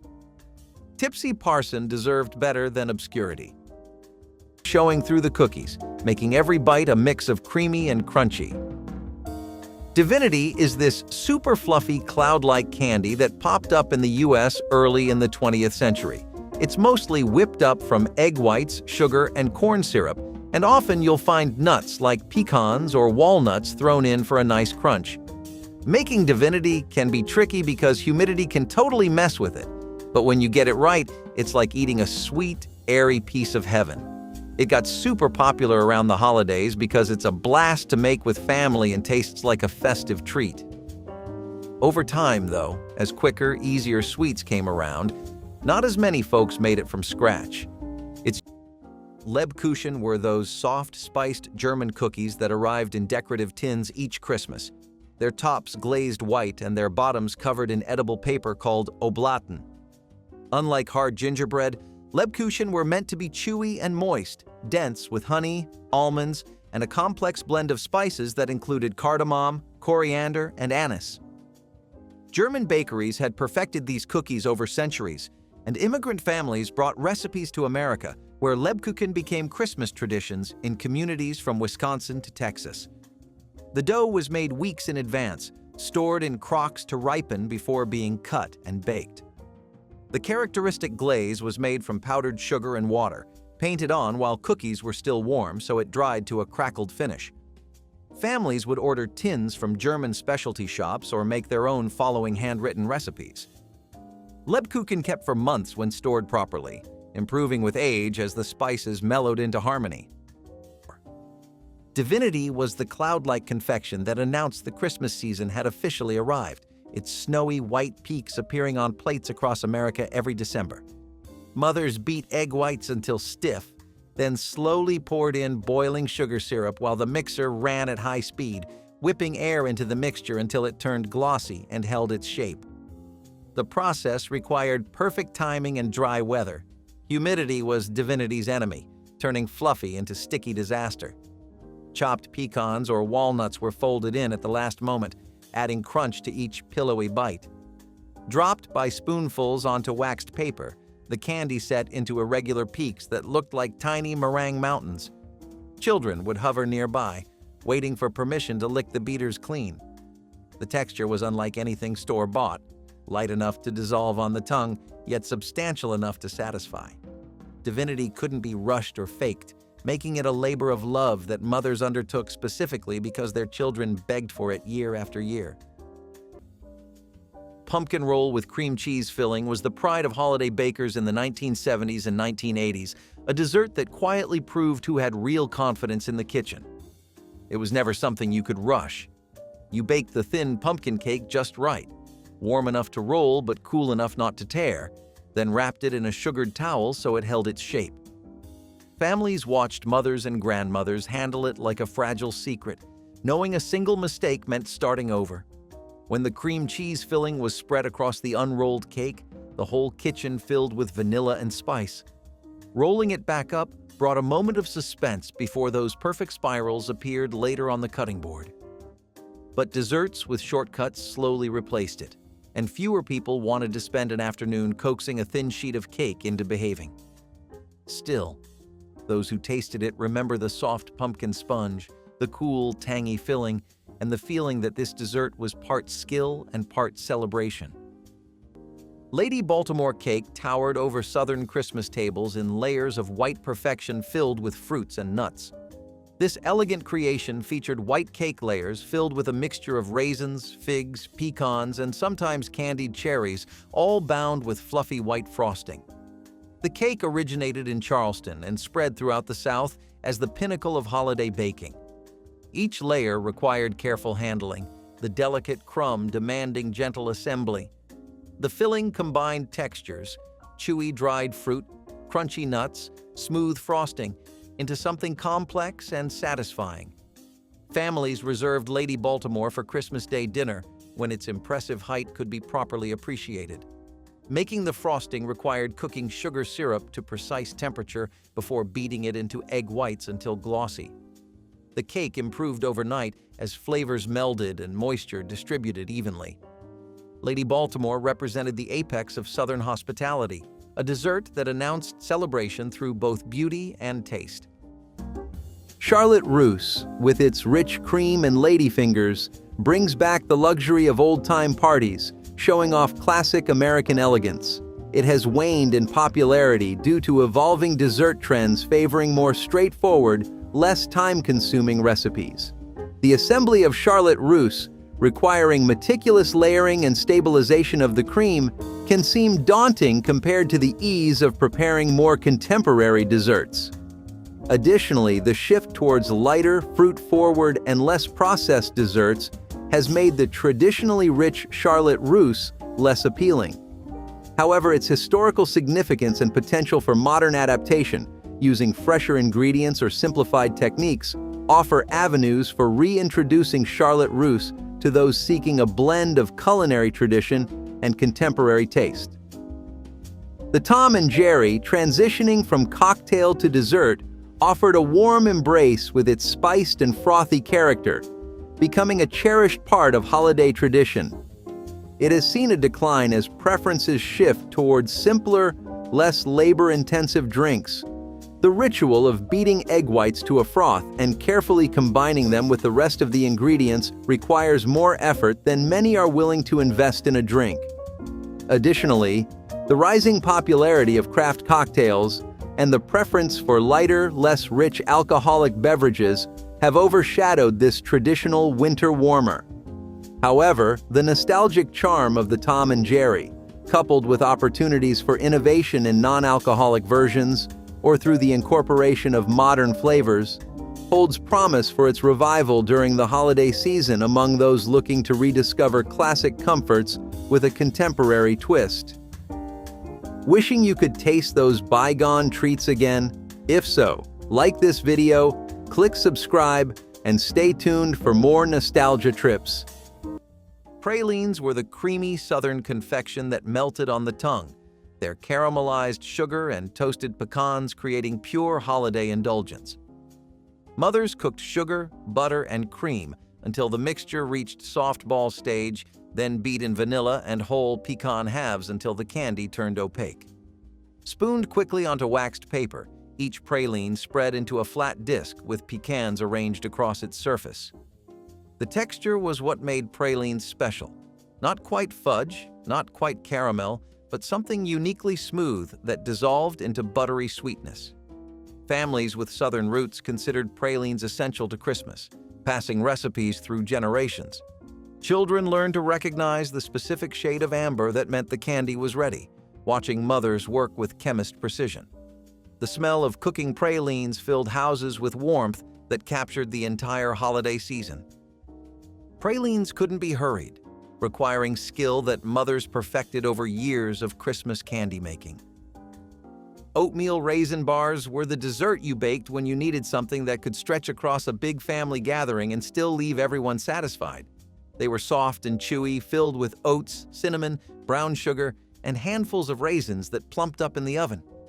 The bars baked into thick, golden squares that smelled like comfort the moment you opened the oven door. Families made them because they were easy, reliable, and far kinder on the budget than pies or cakes that required more ingredients. Children loved them because they felt like getting dessert before dinner even started, and adults appreciated how they stayed fresh for days. These bars were the quiet workhorses of holiday baking, slipped into tins, stacked on plates, and offered to neighbors dropping by unexpectedly. But as holiday desserts grew fancier and more visually impressive, oatmeal raisin bars fell off the menu. They were too simple, too plain, too old-fashioned for the new era of glossy pastries. Still, anyone who bites into one today will taste the tenderness of a dessert that knew exactly what it was supposed to do: feed a crowd with warmth and ease. Burnt sugar cake carried caramelized depth into holiday celebrations across the South. The distinctive flavor came from sugar cooked until dark amber, almost black, then carefully diluted with hot water to create syrup that flavored both cake and frosting. The resulting taste was complex, bitter, sweet, and deeply toasted in ways plain sugar could never achieve. Families passed down the precise moment to stop the burning, that instant before bitter crossed into acrid. The cake layers were tender and brown, frosted with caramel icing made from the same burnt sugar base. Making proper burnt sugar required courage, the smoking pan seeming dangerous to nervous cooks. Children watched with wide eyes as grandmothers stood unflinching over billowing pans. The cake kept well, actually improving as moisture redistributed over days. Burnt sugar cake has nearly vanished, its technique too intimidating for modern kitchens. It was Christmas alchemy, transforming simple sugar into something profound. Carrot pudding with hard sauce was a humble dessert rooted in rural homes long before pumpkin spice became the official flavor of fall. Grated carrots gave it sweetness and moisture, while the batter steamed slowly into a soft, comforting pudding with warm spices and a rustic texture.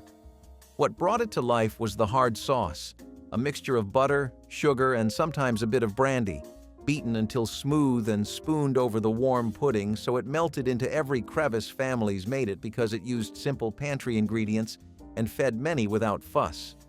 It tasted like kindness, the sort of dessert you made when money was tight, but the holiday still deserved sweetness. Over time, it was overshadowed by pies, cakes, and baked puddings that were easier to prepare. Few people steam desserts anymore, and fewer still remember this one. But to those who grew up with it, carrot pudding still feels like a quiet piece of home. Hard sauce was the essential accompaniment to steamed puddings, a simple mixture of butter, powdered sugar, and brandy beaten until light and fluffy, then chilled until firm. The name was misleading. Hard sauce wasn't a sauce at all, but a flavored butter that melted into silky pools when spooned onto warm pudding. Making it required beating butter until nearly white, gradually incorporating sugar and spirits until the mixture could be piped into decorative shapes. Some families added nutmeg or vanilla, others used rum or whiskey instead of brandy, each household developing their signature version. The sauce was made ahead and refrigerated, sometimes for weeks, allowing flavors to meld. At the Christmas table, hard sauce was presented in a pretty dish with its own small spoon, passed around for each guest. Children often found the brandy too strong, but adults savored how cold butter melted against hot pudding. Without hard sauce, steamed pudding was incomplete. Yet today, few cooks know this classic even exists. Chocolate fudge was the rich, dense square that anchored every Christmas candy plate, its glossy surface promising sweetness that delivered completely. Mothers combined sugar, cocoa, butter, and milk in heavy saucepans, stirring constantly while the mixture bubbled to the soft ball stage. The critical moment came after removing from heat, beating until it lost its shine and began to set required arm strength and patience. Poured into buttered pans and scored while warm, the fudge cooled into perfect squares that were dense, smooth, and intensely chocolatey. Some mothers added walnuts or pecans, while purists kept it plain to showcase the cocoa flavor. The texture separated homemade from store-bought, tender enough to bite through easily, yet firm enough to hold its shape. Children would sneak pieces before it fully set, knowing the slightly soft centers were the best part.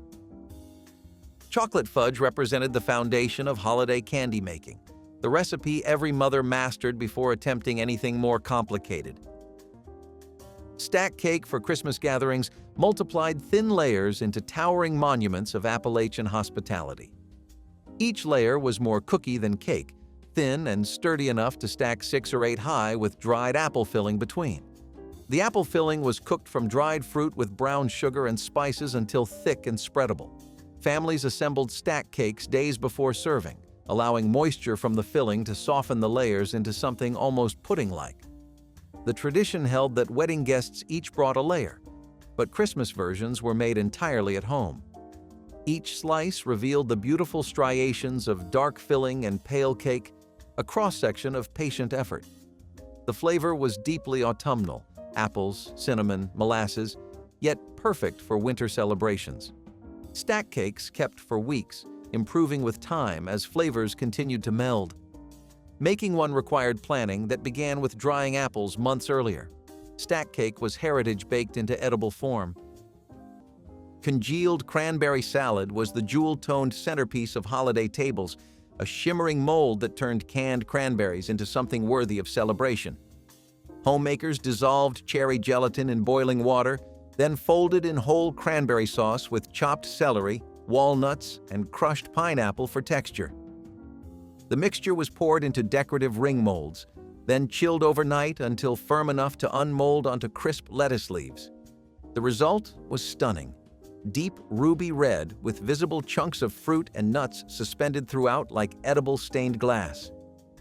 Children watched in amazement as the wobbly creation held its shape on serving platters.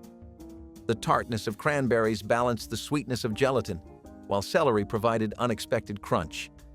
This dish required planning and patience, qualities that defined holiday cooking before instant everything arrived.